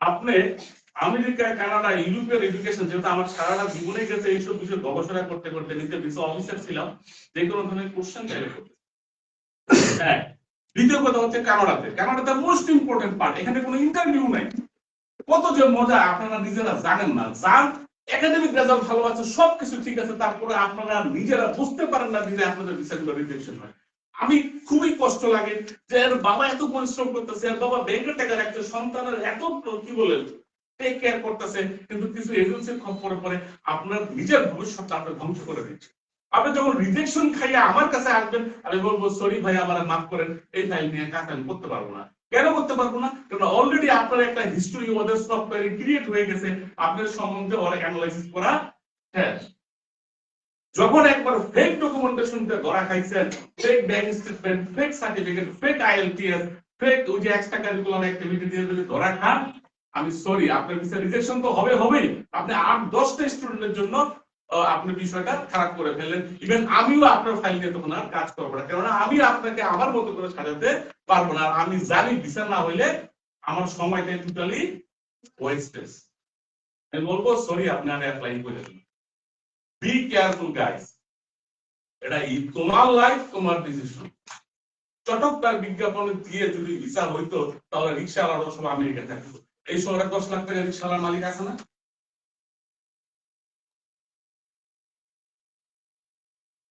তো সব মানুষ আমেরিকা থাকতো আর আমি আর আপনি রিক্সা চলে পারে না তো কখনোই বিশ্বাস করেন না কোন ব্যক্তি আপনাকে টাকার মাধ্যমে ভিসা নিয়ে দিব এটা সম্পূর্ণ ফেক একেবারে ফেক একেবারে ফেক ট্রাস্ট করবেন না কতজন লোক কানাডাতে লাগবে ওয়ার্ক ভিসা কতজন লোক অস্ট্রেলিয়াতে লাগবে ওয়ার্ক ভিসা টোটালি বোকাসকি আপনি যখন কোয়ালিটি হবেন কোয়ালিটির পার্সন হবেন আপনার যদি এডুকেশন ব্যাকগ্রাউন্ড ভালো থাকে আপনার যদি একাডেমিক রেজাল্ট ভালো থাকে আপনার যদি রিসার্চ পেপার থাকে আপনার যদি ওয়ার্ক এক্সপেরিয়েন্স থাকে আপনি হাই স্কিল মাইগ্রেশনে অ্যাপ্লাই করবেন আপনাকে সারা ওয়ার্ল্ড বলবে ওয়েলকাম ওয়েলকাম ওয়েলকাম কারণ যখন দেখবে আপনার মাথার মধ্যে ট্যালেন্ট আছে আপনার ব্রেনটা সে যখন ইউজ করে তার দেশের ডেভেলপমেন্টের জন্য কাজে লাগাতে পারবে সে আপনাকে তখনই টান দিয়ে নিয়ে দিবে আপনি মনে করেন না আপনি গরু ছাগল হইলে সে আপনাকে ওয়েলকাম জানাবে অনেকে যায় না পিএইচডি ডক্টরেট করতে যায় না ফান্ডিং নিয়ে কেন যায় তার সাথে কি আমার বাবার সম্পর্ক সে কি আমার রক্তের কেউ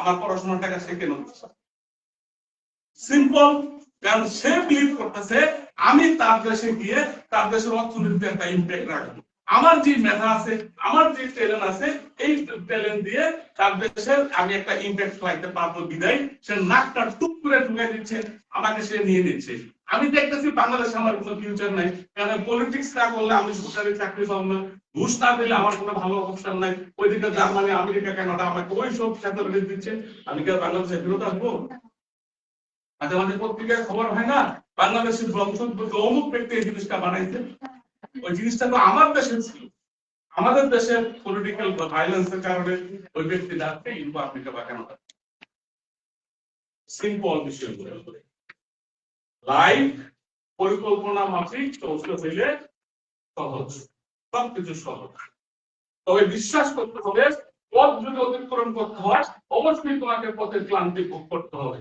যদি মনে করো আমি ক্লান্তি ভোগ করবো না সবকিছু এইভাবে আমার পকেটে উড়ে উড়ে চলে আসবে তাহলে তোমার সময় যাবে হঠাৎ এবং একটা সময় গাইস এটা তোমাদের লাইফের খুব ইম্পর্টেন্ট। আমি আমার শুরুতেই বক্তব্যে বলছিলাম যে আগামী 2-3টা বছর শিওর হয়ে যাবা তোমরা জীবনের যে কত বড় ব্যক্তি হবা কে কতটুকু এটা ডিসাইড হয়ে যাবে এখন যে সময়টা যারা ইন্টারমিডিয়েট পাস করছো যারা ব্যাচেলর কমপ্লিট করছো আগামী 2টা বছর খুব ইম্পর্টেন্ট রাইট ডিসিশন রাইট সময়তে নিতে পারে আমি সম্মান দিচ্ছি খুব কম তো তোমরা ইনফরমেশনের জন্য ব্যক্তি বিশেষের উপর নির্ভর করবে না নিজে গুগল করো ইন্টারনেট ঘাটবা আমাকে কি সকালবেলা ঘুমের থেকে এখান থেকে রওনা আসছি লং টার্ম ফোন করে বলে দিচ্ছে আপনি আইএল বাংলাদেশে যান গিয়া বলেন এই কারণে তাদেরকে আমি ভিসা দেবো আমি আমেরিকার ভিসা এই কারণে বন্ধ করছি যাচ্ছেন ছোট তো আমার খালাতো ভাই না ফোন করে বলে ভিতরে বুঝছেন আপনি এরকম আমাদের বলে বলছে আমি ইনফরমেশন কোথা থেকে পাইছি রিসার্চ করেছি আমি সকালবেলা ঘুমের থেকে উঠে নিউজ পেপারটা দেখছি আজকের আপডেটটা কি আসছে কেন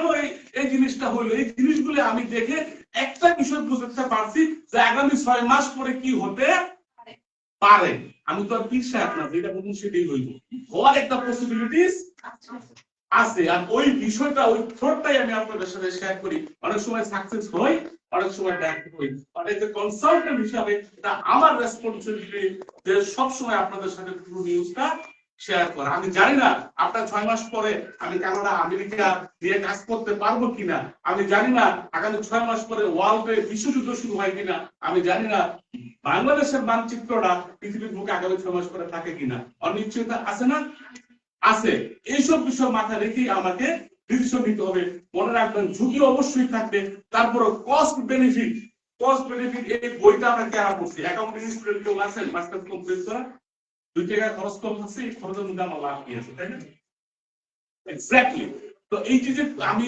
মিনিমাইজ করে কিভাবে হাইস্ট বেনিফিটটা নিতে পারি এই বিষয়গুলাই ভাববো না বাঁচবো এটা আমি আর তো কথা বলতে পারবো আপনারা কি বোর আমার কথা শুনে কিন্তু ভালো লাগে মাঝে মাঝে পাগল টাগল বলে এবং সবাই পজিটিভ কথা বলে এদের উল্টা পাল্টা কথা বলে। এখানে বিক্রমপুরের কয়জন আছেন?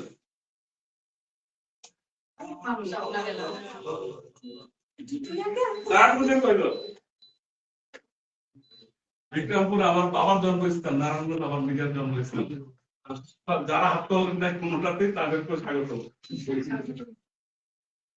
দুইটাকেই আমি আমার আপন মনে করি। আমার বাসা নারায়ণগঞ্জে। এনিওয়েজ, তো বলেন এখন আপনাদের আর কি কি জানার বাকি আছে, বা আমি তো সবকিছু কভার করতে পারলাম না, কি বলেন আপনাদের? আচ্ছা আমি বলি, কোশ্চেন করার আগে মাথার মধ্যে রাখবেন না আমি কি মনে করি। আপনি ইনফরমেশন ক্লিয়ার হয়ে যাবে, সবগুলোর অ্যান্সার আছে। আপনি যদি অনেস্ট থাকেন, আপনার মানে প্রশ্ন করতে আপনার ভয় পাবেন না। যেহেতু সারা জীবনই আমি ইমিগ্রেশন নিয়ে গবেষণা করছি, আশা করি আপনারা উপকৃত হবেন। আমি কিন্তু সময় দিয়েছি, এটা কিন্তু আপনাদেরকে মাগনা দিতে হবে। ঘটনা বুঝতে পারছেন? আপনারা যে কোনো তথ্য আমাকে কি বলে জেনে নিতে পারেন। বলেন আপনি কি করছেন?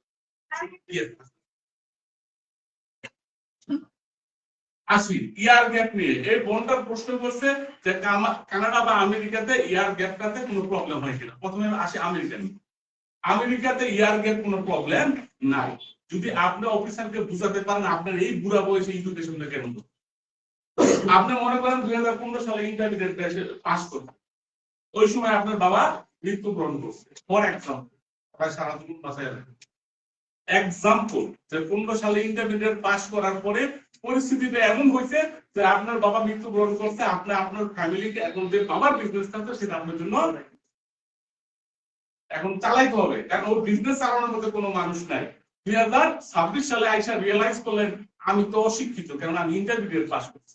তো এতদিন আমার ফ্যামিলির পারিবারিক অবস্থার কারণে আমি পড়াশোনাটা কন্টিনিউ করতে পারি নাই। এখন আমার সুযোগ হয়েছে, এখন আমি 8-10টা ম্যানেজার আছে, আমি বিজনেস বুঝি, আমার বিজনেসটা আরেকটু বড় করতে চাই, আমার বিজনেসটা আরেকটু বড় করতে হলে এখন আমার এডুকেশনটা আরেকটু বাড়াইতে হবে।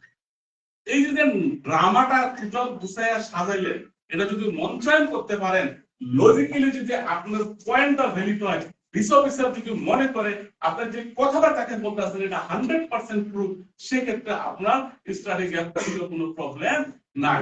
যে জিনিসটা আপনাকে সত্য কথা বলতে হবে, আপনার কেন এডুকেশনটা বাংলাদেশ থেকে হয় নাই, আপনার কারণটা কি, এটা যদি ভ্যালিড কোনো রিজন দেখাতে পারেন, অবশ্যই স্টাডি গ্যাপটা কোনো ম্যাটার করে না।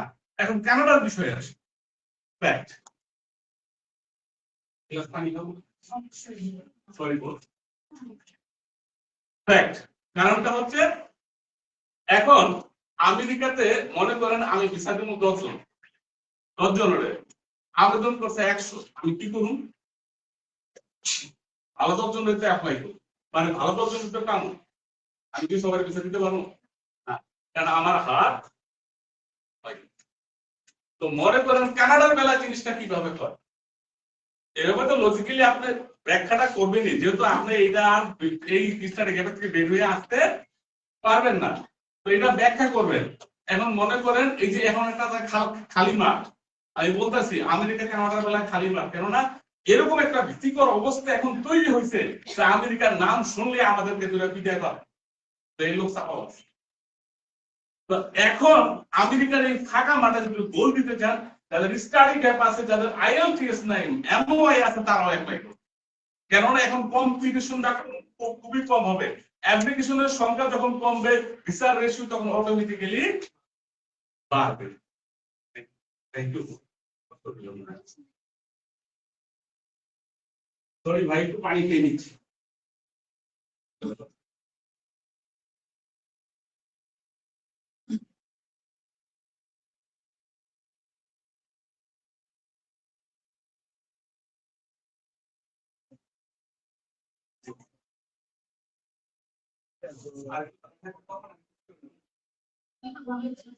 Right. Yes, please. Same questions.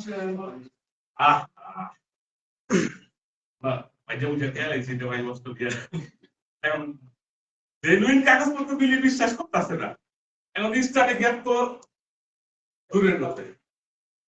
তোমার এখন মনে করো স্টার সিনেপ্লেক্স বন্ধ, তুমি বলতে আমাকে কি টিকিট ছাড়া ছবি দেখতে দিবে?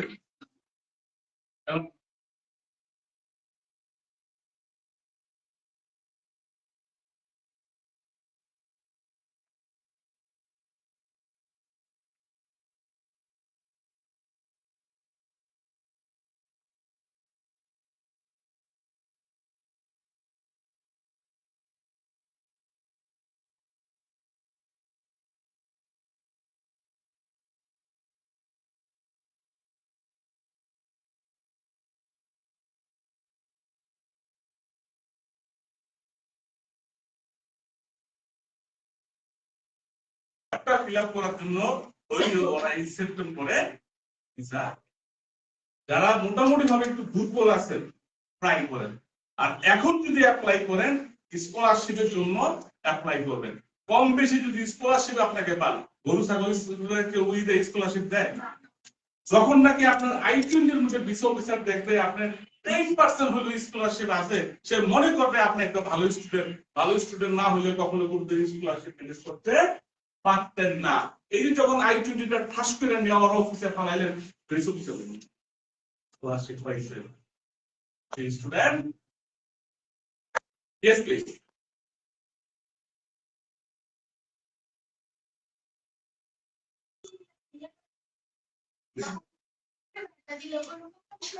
আচ্ছা, একটা ভালো কোশ্চেন যে বাবা মাকে না দেখে যদি নিজের ভাইরে দেই সেক্ষেত্রে আমার প্রবলেম হবে কিনা। এই পৃথিবীতে বাবা মা চেয়ে আর কোন ব্যক্তি আপনজন হয় না। বাবা যদি মৃত হয় এট দ্য সেম টাইম মাও যদি মৃত হয়, এটা তো আমার অফিসারের নিকট স্বীকার করতো, তাকে বলবো একটা সময় ছিল এনিওয়ে। তো এখন যেহেতু নাই, আমার তো বাবা মা নাই, তখন আমার ভাই বা অন্য কেউ চাইলে আমার স্পন্সর করতে পারবে, এটার জন্য কোনো গুনাহ হবে না বোন, এটা সিম্পলি ওরা নিবে। থ্যাঙ্কস। আর কেউ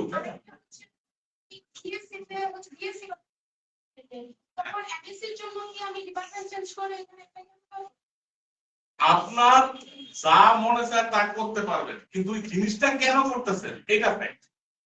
সাপোজ আপনি মনে করেন বিজনেসের স্টুডেন্ট, এখন পড়তেছেন সোশ্যাল সায়েন্স, এখন আপনাকে যদি কিছু অফিসার প্রশ্ন করে যে কেন তুমি বিজনেসের থেকে সোশ্যাল সায়েন্স নিলা, তখন বলবে যে বাংলাদেশের রাজনীতিটা করা খুব দরকার, আমি ওখানে যাচ্ছি জনগণের সেবা করার জন্য, সোশ্যাল সায়েন্স নিয়ে পড়াশোনা করে আমি এই দেশের দুঃখ সব শেষ করে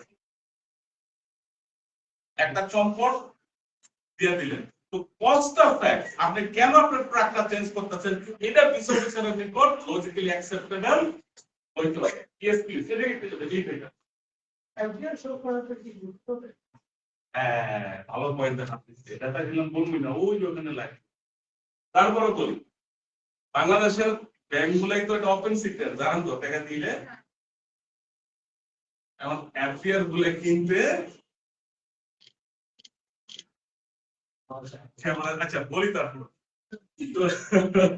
এটা ওপেন সিক্রেট, কারণ 90% ছেলে ব্যাংক স্টেটমেন্ট দেখাতে পারে না। যাই বিভিন্ন ব্যাংকগুলো এখন কমার্শিয়াল ব্যাংকগুলো অ্যাডভার্টাইজমেন্ট দেয়, স্টুডেন্ট যারা দেশের বাইরে পড়াশোনা করতে যাও আসো, আমি তোমাদেরকে টাকার বিনিময়ে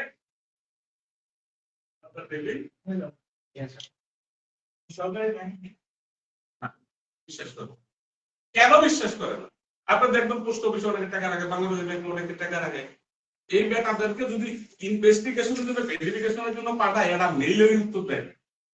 আগের দিনে পুরা যারা আছে না, যারা উইয়ার সাথে সময় পাস করছে, এরা এখন বড় বড় ব্যাংকের এমডি, এরা যখন আসে এদের কাছে এরা ইংরেজি বোঝে না, কি উত্তর দিবে, তখন এরা বোঝে না যে সাইড করে রাখবো, এদিকে তোমার জীবন আমার একবার।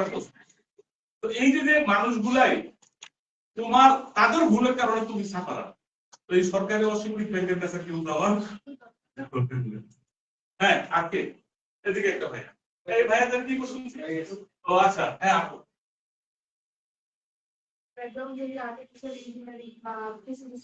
না, আর্টিফিশিয়াল ইন্টেলিজেন্স পড়া হচ্ছে, এর আগে আর্টিফিশিয়াল ইন্টেলিজেন্স জন্য ডিগ্রি লাগবে। হ্যাঁ ইয়েস, আমরা যারা কমন পোর্টফোলিও রাখতে কমন পেট্রোল বিজনেস অ্যানালিটিক্স এ দেখে ঠিক আছে? হ্যাঁ পারেন।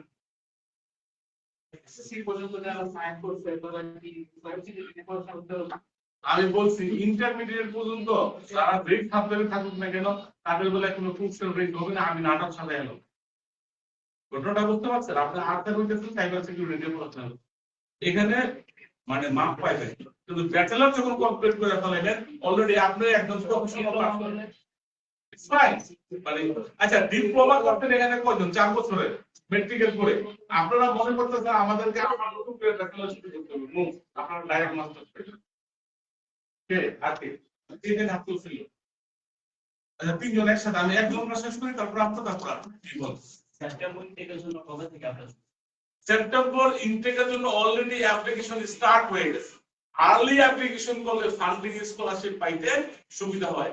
যাদের আইএলটিএস নাই, দুইলিঙ্গু আছে, মিডিয়াম অফ ইনস্ট্রাকশন আছে, যারা প্রাইভেট ইউনিভার্সিটি স্টুডেন্ট বা যারা ন্যাশনাল ইউনিভার্সিটি স্টুডেন্ট কিন্তু medium of instruction MOI certificate collection করতে পারবেন, তাদের প্রতি পরামর্শ থাকবে এখনই অ্যাপ্লাই করেন, কেননা কম্পিটিশন এখন পর্যন্ত শুরু হয় নাই। আগামী সেপ্টেম্বরে যখন নাকি আমেরিকান এম্বাসি ভিসা দেওয়া শুরু করবে, এই নিউজ যখন বাঙালি দেখবে যে আমেরিকান এম্বাসি স্টুডেন্ট ভিসা দিতাছে রে, ঘটি বাকি জান যেটা আছে সব নিয়ে আমেরিকান এম্বাসি বরাবরই দৌড়াবে, বুঝুক আর না বুঝুকে বাঙালি এই কারণে। তো এই যে ওই অবস্থানটাতে তৈরি হওয়ার আগে কেন আমাদেরকে ভিসা নিতে? আমি জীবনে কোনোদিন মেট্রিক পাসই করি না, সার্টিফিকেট একখান বানাই আমি ছাত্র বুঝছে না? মনে করো জ্বরের বগে বকও জ্বরের মধ্যে মারা গেছে আর কোভিড যখন আমি হ্যান্ডেল আছে না সিলেটে এরকম আছে বি কেয়ারফুল। তো এখন একটা টাইম, এখন আমাদেরও খুব কষ্ট হচ্ছে, আমাদের কত ছেলেমেয়েরা বিশ্বাস করতেছে না, আমরা যে প্রেডিকশন গুলো করতেছি এগুলো অ্যাডভান্স বলে দিই। কোন দেশের সরকার প্রধান কখনো আইসা বলবে না বাঙালি তোমরা অ্যাপ্লাই করো আমরা তোমাদেরকে ভিসা দেবো।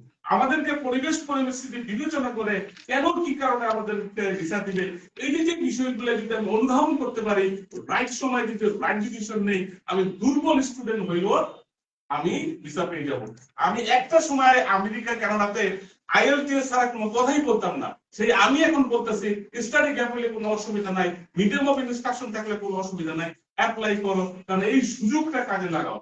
সেপ্টেম্বরে যখন ভিসা দেওয়া শুরু করবে আগামী 2027 জানুয়ারিতে দেখবেন ভূমিকা বাঙালি পড়ছে, তখন ভালো একাডেমিক রেজাল্ট থাকা সত্ত্বেও আপনার ভিসা না হওয়ার সম্ভাবনাটা আছে। তখন অ্যাপ্লিকেন্টের সংখ্যা বাড়বে, আর অ্যাপ্লিকেন্টের সংখ্যা যখন বাড়বে তখন ভিসা রিজেকশন আরো বাড়বে। অ্যাপ্লিকেশনের সংখ্যা যখন কমবে ভিসা রিজেকশন কমবে এবং অ্যাপ্রুভ করবে বেশি। যেহেতু এই সময়টা সবাই একটা ভীতিকর পরিস্থিতিতে আছে, সবাই মনে করতেছে ডোনাল্ড ট্রাম্প প্রশাসন আমাদেরকে ভিসা দিবে না, সবাইকে ধরে ধরে ধাক্কা দিয়ে বের করতেছে, সেই পরও আমাদেরকে ভিসা দেয় কিভাবে, তারা এই ভয় পেয়ে অ্যাপ্লাই করবেন না, তারা কিন্তু ধরা খাওয়ার সম্ভাবনাটা বেশি। তারা রিস্ক নেবেন, যারা মনে করবেন যে আমি আমার লাইফে একটা ট্রাই করি। আর আমেরিকান কোনো বিশ্ববিদ্যালয়ে অ্যাডভান্স কোনো টিউশন ফি দিতে হয় না। আপনি অস্ট্রেলিয়াতে করেন, নিউজিল্যান্ডে করেন, ইংল্যান্ডে করেন, নিউজিল্যান্ডও ভিসা অ্যাপ্রুভ হওয়ার পর টিউশন ফি জমা দিলে পাসপোর্ট কাউন্টিং হয়। অন্যান্য আদার কান্ট্রি গুলো তাদের 20 থেকে 25 লক্ষ টাকা খরচ করতে হয়, সেই জায়গায় আমেরিকাতে আপনি সামান্য কিছু টাকা দিয়েই ভিসা পেয়ে যাচ্ছেন। আমেরিকাতে চলে যাওয়ার পরেও আপনার টিউশন ফি যদি না দেওয়ার ইচ্ছা থাকে সেই ব্যবস্থাও আছে, ইউনিভার্সিটি ট্রান্সফার। বাট আমেরিকা না পৌঁছানোর আগে আপনারা 1 টাকাও টিউশন ফি বাবদ আমেরিকার কোনো ইউনিভার্সিটিতে দিতে হবে না। আপনাদের সকলের প্রতি রিকোয়েস্ট থাকবে আগামী সেপ্টেম্বর 2026 সালের এই সেমিস্টারে যারা যতটুকু আছে যদি ইন্টারভিউটা ভালো দেন, আরো যদি পাবলিক ইউনিভার্সিটি পান, যদি কম করে হলে হালকা কিছু স্কলারশিপ পান, আপনারা সবাই চেষ্টা করুন, আশা করি আপনারা সাকসেস হবেন। সবাই বুঝতে পারতেছে? হ্যাঁ, আগে কাজ থেকে এই আমরা যারা মাত্র আইএস শুরু করছি করতে হয়েছে তাদের জন্য কোনো আনফরচুনেটলি যদি এমওআই না থাকে কোনো অপশন নেই না। তারপর ইএসএল প্রোগ্রামে আমি এখনো কাউকে রিকমেন্ড করতেছি না, ভয় পাচ্ছি। যখন দেখবো বিষয় পরিমাণ তখন ইএসএল অ্যাপ্লাই করবো, যেটা 2021-22 করছিল। তো আমিও তো ভয় পাচ্ছি আপনাদেরকে এত ভালো নিউজ দিব আইএলটিএস ছাড়া ধরা যদি খাই তখন আপনারা আমাকে খারাপ বলবেন। আমি চাই না এই মুহূর্তে কেউ ইএসএল আইএলটিএস থাকতে, আইএলটিএস বিকল্প 2 লিঙ্গ আছে বা অন্যান্য যে টোইক আছে, আইটেম আছে না, পিটিই আছে, এগুলো দেই। এগুলো দিয়ে তো আমি পাবলিক ইউনিভার্সিটিতে কাজ করছি। ইয়েস প্লিজ, সেকেন্ড আরেকজনকে আমি কোশ্চেন করছি। আচ্ছা আচ্ছা, ওই আপনার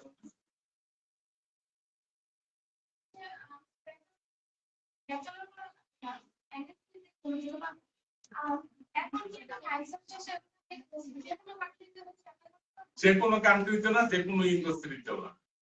আমি যে কথাটা বলতেছি কিছু কিছু ইউনিভার্সিটিতে। এখন আপনি কম, আপনার যে অস্ত্রপাতি আছে আপনি কার সাথে যুদ্ধ করে জিতবেন, এটা আপনার প্রথমে অ্যানালাইসিস করতে হবে। আপনার বড়ি আছে যে ডিপ্লোমাটা করছেন, এটা ব্যাচেলরের সমকক্ষ সার্টিফিকেট হিসাবে যে সকল ইউনিভার্সিটি গুলোকে আপনাকে মর্যাদা দিবেন, সেই সকল ইউনিভার্সিটিতে আপনি মাস্টার্স প্রোগ্রামে অ্যাপ্লাই। আবার হ্যাঁ, অনেক ছেলেমেয়েরা আমি দেখছি যে ডিপ্লোমা করার পরে ব্যাচেলর প্রোগ্রামে গেছে, সেটা ওপেন এনি ইউনিভার্সিটি। এদিকে আরেকটা ভাইয়া ঠিক আমার ইমেল অ্যাড্রেস, এই দুটো আমার ইমেল অ্যাড্রেস। ওরা খুব ভালো না। আচ্ছা আপনি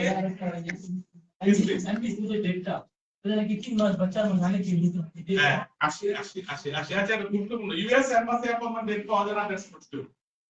বড় ভাই গার্ডিয়ান কোশ্চেন করছে, গার্ডিয়ান কিন্তু স্মার্ট, সে কিন্তু জানে আমেরিকা নিয়ে গবেষণা যদি না করে, যদি না জানে না থাকে, তাহলে যদি প্রশ্ন নিয়ে আমার, তার মানে সে জানে। আর ভাই বলতেছে যে আমেরিকার এম্বাসি থেকে ডেট পাওয়া যাবে না, এই ডেট নিয়ে সবকিছু এখন শেষ হয়ে যায়। কারণ এখন B1 B2 এর মধ্যে বর্ণ নিয়ে এসেছে, ইমিগ্রেন্ট ভিসা স্থগিত ঘোষণা করছে। আর এই ডেট গুলো আপনি যে কোনো মুহূর্তে চাইলে পাবেন, যদি আপনি না পান আমরা ম্যানেজ করে দিতে পারবো। আপনি 24 ঘন্টা অনলাইনে ইন্টারনেটে থাকলে ডেটের যে বিষয়টা, এটা সমস্যা সমাধান করতে পারবেন। আরেকটা এই যে কে জানি লাস্ট ইয়েস স্পাউস সহকারে হ্যাঁ যাওয়া যায় কিনা, আপনি অনেকগুলো কোশ্চেন, এটা শেষ করে দিন। আচ্ছা, বাচ্চা কাচ্চা স্পাউস থাকলে আমেরিকাতে যাওয়া যায় কিনা? ইয়েস, ডেফিনেটলি যাওয়া যায়। আপনি যদি ম্যারিড থাকেন, আপনার যদি হাজবেন্ড থাকে, আপনার যদি বাচ্চা থাকে, আপনি আপনার হাজবেন্ড বাচ্চা সহকারে একটা টাইম অ্যাপ্লাই করতে পারবেন। অথবা আপনি যদি মনে করেন এখন আপনি যাবেন, তার পরবর্তীতে আপনার হাজবেন্ড নেবেন, সেটাও পারবেন। আমেরিকাতে এমন কোন আইন তৈরি হয় নাই যে আইন দিয়ে সন্তানের থেকে তার হাজবেন্ড বাবাকে দূর রাখে, হাজবেন্ডের থেকে তার ওয়াইফকে আলাদা করে দেয়। যদি আপনার ভিসা হয়, যদি আপনার হাজবেন্ডের নামে কোনো ক্রিমিনাল অফেন্স না থাকে, সেক্ষেত্রে অবশ্যই আপনাদের ভিসা হয়ে যাবে। আর কে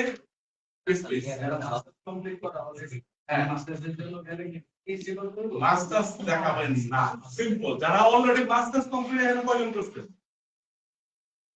আচ্ছা, মাস্টার যারা কমপ্লিট করছেন তারা যদি আবার মাস্টার্সে অ্যাপ্লাই করেন, ভিসা অফিসার মনে করতে পারে যে আপনি পড়াশোনা করবেন না। তাহলে যদি এটার সম্পর্কে কোনো স্ট্রং এভিডেন্স দ্বারা করাইতে না পারেন, মাস্টার্স যারা কমপ্লিট করছেন তারা কি করবেন? আপনি যে মাস্টার্স কমপ্লিট করছেন এটা বলবেন না, বলবেন আমার ব্যাচেলর, তারপর মাস্টার্সের জন্য অ্যাপ্লাই করেন। আর পিএইচডির জন্য ওখানে মাগনা। পিএইচডি যদি আপনার কন্টেন্ট রেডি থাকে, রিসার্চ পেপার থাকে, আপনার যদি পাবলিকেশনস থাকে, তাহলে অবশ্যই আপনি ওখানে ফান্ডিং এর জন্য পিএইচডিতে অ্যাপ্লাই করতে পারেন। হ্যাঁ অবশ্যই আমাদের অনেক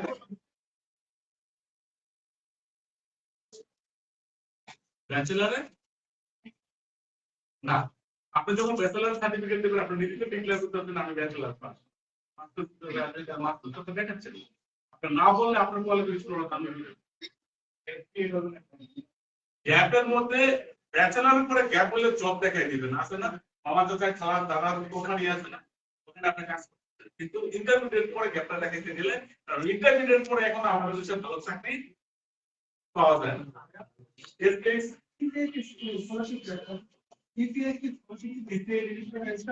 ও আচ্ছা, একটা এক্সট্রা কারিকুলাম অ্যাক্টিভিটি করে একটা লবণ আমাদের মধ্যে আমরা কি যে আপনি ফরজ আদায় করছেন, সুন্নত আদায় করছেন, এখন পড়লে নকল করলে গুনাহ আছে, না পড়লে কোনো গুনাহ নাই। পড়লে সওয়াব আছে, না পড়লে কোনো গুনাহ নাই। এখন বলেন আপনার ফরজ করছেন, সুন্নত করছেন, আপনার ম্যাট্রিক ইন্টার সার্টিফিকেট আছে, এক্সট্রা কারিকুলাম অ্যাক্টিভিটিস আপনার অ্যাপ্লিকেশনটাকে বুস্ট করবে। আপনাকে বলে মনে করবে যে অন্য 10টা স্টুডেন্টের 5টা সার্টিফিকেট আছে, আপনার 2টা বেশি আছে। আপনি যখন ফান্ডিং স্কলারশিপের জন্য অ্যাপ্লাই করবেন, অন্য 10টা স্টুডেন্টের থেকে আপনাকে একবার আগে দেবে। আপনাদেরকে কিছু প্লিজ বলি, সমাজের জন্য কন্ট্রিবিউশন, একাডেমিক রেজাল্ট না, একাডেমিক আইএলটিএস ভালো না, আপনি আপনার সোসাইটিতে আপনার কন্ট্রিবিউশন কি? আপনি ফ্রি ব্লাড ডোনেশন করছেন তার একটা সার্টিফিকেট নেন। ওই যে বিভিন্ন ধরনের ইয়ে আছে না, red cross, red crescent, rotary club, lions club, rotaract club, Leo club, এই যে ইন্টারন্যাশনাল যে ক্লাব গুলো আছে, তাহলে ফ্রি ভলান্টিয়ারি কাজ করেন, সার্টিফিকেটটা নেন। এইটা দিয়ে আপনারা আমি দুনিয়াদারি সবকিছু ওদেরকে বুঝাই দেবো যে এই ছেলে একটা নিবেদিত করে সেটা সমাজের জন্য ব্লাড ডোনেশন করতেছে, মানুষের উপকারে যাচ্ছে, এই আমেরিকাতে গিয়ে কানাডাতে গিয়ে তোমাদের দেশের জনগণের জন্য হেল্পফুল হবে, এরকম মাইন্ডে বাংলাদেশি চলাফেরা করছে। তোমাদের দেশে যদি এই ধরনের কোনো ইনসিডেন্ট হয়, সেটা জীবন দিলে দ্বিতীয় পিসপা যদিও চাপা, কিন্তু এটা লজিক্যালি ওদের নিকট উপস্থাপন করা যাবে। জি, আজকে বলতেন স্কেলটা ভুলে যাও, এই মনে রাখো ক্রেডিটটা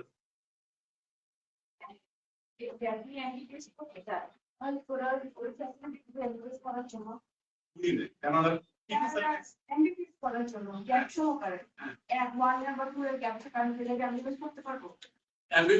জন্য কানাডা কখনো আইডিয়াল কান্ট্রি না, ইভেন ইউএসএ তো। MBBS এই দুইটা মানে মেডিকেলের জন্য সারা ওয়ার্ল্ডের মধ্যে ইউক্রেন এবং রাশিয়া আছে। যদিও এখন রাশিয়াতে আছে যারা MBBS পড়াশোনা করবেন, অন্য কান্ট্রি সিলেক্ট করবে এই দুইটার জন্য। আপনি MPH যান, মাস্টার্স অফ পাবলিক হেলথ, সেটা তো সম্ভব। সারা ওয়ার্ল্ডের মধ্যে নাম্বার 1 কান্ট্রি হচ্ছে ইউএস। আমি 1 বছর থাকার পরে কেমন বাবা নিতে পারবো? আমি যাওয়ার পরে 1 বছর পরে আমার আম্মু বড় চলে গেল, আপনি 1 বছর না তারপরে B1 ভিসা অ্যাপ্লাই করতে পারেন। যখন নাকি দেখবে আপনি ওখানে আছেন, ফ্যামিলির ফার্স্ট ব্লাড, সে টুরিস্ট ভিসা দিয়ে দিবে। তো আপনাকে প্রমাণ করতে হবে যে আপনার বাবা মা ফিনান্সিয়ালি সলভেন্ট, সে আমেরিকাতে গিয়ে ঘুরে ফিরে বাংলাদেশে চলে আসে। আর এই ভাই ক্রেডিট ট্রান্সফার মোস্ট ইম্পর্টেন্ট, আমি ভুলে যাই। ক্রেডিট ট্রান্সফার সম্ভব, কিন্তু আমি না করি। কেন করি? মনে করেন আপনি east West university BRAC university student, ধরেন আপনি ব্র্যাক ইউনিভার্সিটি স্টুডেন্ট, এখানে আপনি 3টা সেমিস্টার কমপ্লিট করছেন। ধরে নিলাম প্রত্যেকটা সেমিস্টার আপনি 3টা করে মডিউল নিয়েছেন। পার মডিউলে যদি 3টা করে ক্রেডিট হয়, 3টা 9 ক্রেডিট, ইট মিন্স 3টা সেমিস্টার আপনি 27 ক্রেডিট কমপ্লিট করছেন। এই পর্যন্ত বুঝতে বুঝছেন? এখন আসে, এখন 3টা সেমিস্টারে 27 ক্রেডিট কমপ্লিট হওয়ার পরে মনে হইলো ব্র্যাক এডুকেশন আপনার কাছে ভালো লাগতেছে না, পুরো মার্কটা, মানে আপনি যে পড়াশোনাটা করছেন এটা আপনি আমেরিকার অক্সফোর্ড ইউনিভার্সিটিতে ক্রেডিট ট্রান্সফার করবেন। ক্রেডিট ট্রান্সফারটা কি? আমি যে 27 ক্রেডিট কমপ্লিট করছি, এই 27 এর পরে থেকে আমি তোমার ওখানে কমপ্লিট করব। এই 20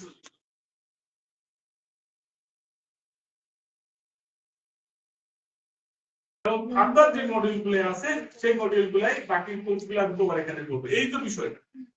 প্রশ্ন হচ্ছে যে ব্র্যাকের এই যে আমি 27 ক্রেডিট আমি কমপ্লিট করলাম, সেটা অ্যাকসেপ্ট করবে। বিষয়টা একটু মনোযোগ সহকারে শুনেন। প্রথম কোশ্চেন হচ্ছে, আপনি মনে করেন bachelor of business administration BBA student, 27 degree আপনি ক্রেডিট কমপ্লিট করছেন। এখন ব্যাচেলর থেকে আপনি MIT তে যাচ্ছেন। MIT তো আপনি ব্যাচেলরে অ্যাডমিশন নিলেন, bachelor of business administration, same program. এখন দেখবো MIT যেই কোর্স আপনার সাবজেক্টে যে কোর্স মডিউলগুলো আছে সেটা ব্র্যাকে ছিল কিনা। ব্র্যাকে যদি থেকে থাকে, এখান থেকে আপনি কমপ্লিট কতটুকু করছেন, এবং যে স্পটটা যে রেজাল্টটা পাইছেন এটা আমেরিকান এডুকেশনের সাথে ইভালুয়েট করলে কতটুকু যাচ্ছে, এই বিষয়টা অ্যানালাইসিস করে যদি মিল পায়, কিছু অ্যাকসেপ্ট করতে পারে, কিছু অ্যাকসেপ্ট নাও করতে পারে। আমি পার্সোনালি রিকমেন্ড করি কেউ ক্রেডিট ট্রান্সফার আমাদের মধ্যে যায় না, সময় সাপেক্ষ, এবং এটাতে আপনার প্যারা। যারা চিন্তা ভাবনা করতেছেন সেকেন্ড ইয়ারে থার্ড ইয়ারে আছেন, এরা এই এডুকেশনটা বাংলাদেশ থেকে কমপ্লিট করে মাস্টার্সের জন্য যায়। যারা ইন্টারমিডিয়েট ফার্স্ট ইয়ারে আছেন তারা অ্যাপ্লাই করুন, না যারা অনার্স ফার্স্ট ইয়ারে আছেন তারা ব্যাচেলরের জন্য অ্যাপ্লাই করুন। যারা second year third year complete করে ফেলছেন, ফোর্থ ইয়ারে আছেন, তারা আর পরিশ্রম করার দরকার নেই, টাকা এবং সময় অবশ্যই। আর কতক্ষণ আছে? ও শেষ পর্যায়ে শেষ। আর কেউ কোনো কোশ্চেন আমি আজকে না নেই? লাস্ট কোশ্চেন, রেজাল্ট কি রকম লাগবে? কিসের একাডেমিক রেজাল্ট মানে ব্যাচেলারে আপনি 2 পয়েন্ট, এটা হচ্ছে আপনার উপর। আপনি যখন আপনার তুলনাভাবে ভর্তি হইতে যাবেন, এখানে রেজাল্ট কোনো ফ্যাক্ট না। আমার যখন ঢাকা ইউনিভার্সিটিতে ভর্তি হইতে যাবেন তখন রেজাল্ট ডিপেন্ড করতেছে আপনি কোন টাইপের ইউনিভার্সিটিতে যাচ্ছেন আমেরিকাতে কানাডাতে এরকম হাজার হাজার ইউনিভার্সিটি আছে আপনি সেই রেজাল্টে থাকুক না কেন কোনো না কোনো ইউনিভার্সিটি আপনাকে অ্যাকসেপ্ট করবে তার মানে রেজাল্ট নিয়ে কেউ ভয় পায় না আমি হয়তো বা নর্থ সাউথে ব্র্যাকে ইস্ট ওয়েস্টে ঢাকা ইউনিভার্সিটি জগন্নাথের জাহাঙ্গীরনগরে যেতে পারবো না কিন্তু আমি ডিগ্রি তো করতে পারবো মহিলা কলেজে তো ভর্তি হতে পারবো পুরোনো কলেজে ভর্তি হতে পারবো তো বিষয়টা এসে থ্যাংক ইউ সবাইকে আইডল স্কোর বলতে পারবে আইডিয়াল স্কোরের কোনো শেষ নাই আমি টিকেট দিয়েও চান্স পাই ডি দিয়েও চান্স পাই আর কথা হইতে থেকে আমি কোন ক্যাটাগরি ইউনিভার্সিটিতে যাচ্ছি কোন ক্যাটাগরি কলেজে যাচ্ছি ইউনিভার্সিটি পাচ্ছি না কলেজে যাচ্ছি কলেজে পাচ্ছি না আমি ইনস্টিটিউট রিলেটেড ডিপ্লোমাতে যাচ্ছি ডিপ্লোমাতে পাচ্ছি না আমি ইএসসি প্রোগ্রামে যেতে পারছি অপশনের অভাব এই yes campusing time yes yes or direct পয়েন্টে গুলি করছে যখন নাকি দেখবেন আপনার বাক্কাস মার্কা না রফিক ইউনিভার্সিটি থেকে গেছেন আমার নাম রফিক ভাই হবে সে তো আপনাকে পাত্তা দিবে পুরাই দিবে না আপনি জানেন কেন পয়সাটা কেন আপনার অস্ত্রপাতি যত স্ট্রং হবে তত ভালো ভালো ইউনিভার্সিটির সাথে আপনার ফাইট করতে তো ফাইট করার আগে যদি কোথাও অস্ত্র হয়ে যান সুযোগ আছে ভালো ইউনিভার্সিটিতে থ্যাংক ইউ ভেরি মাচ এবং আলফা এডুকেশনকে আমাকে ইনভাইট করার জন্য জানি না আপনারা এনজয় করছেন কিনা বাট আমার কাছে মনে হয়েছে আমি একটা চমৎকার সময় কাটালাম অনেক সময় এরকম ভাবে ইজিলি কথা বলতে পারি না যখন বিভিন্ন ইউনিভার্সিটিতে যাই সরকারি লোকজন থাকে বিভিন্ন ইনস্টিটিউটে গেলে সরকারি লোকজন থাকে এরকম ফ্রেন্ডলি এনভায়রনমেন্টে কথা বলতে পারি না আমার মনে হয় কোনো চেয়ার ফাঁকা নেই তো এই জিনিসটা আমাকে খুবই আনন্দ দিচ্ছে আমি চেষ্টা করবো সময় সুযোগ পেলে আপনাদের সাথে সময় কাটানো এবং আপনাদের সকলের প্রতি আল্লাহ হাফেজ।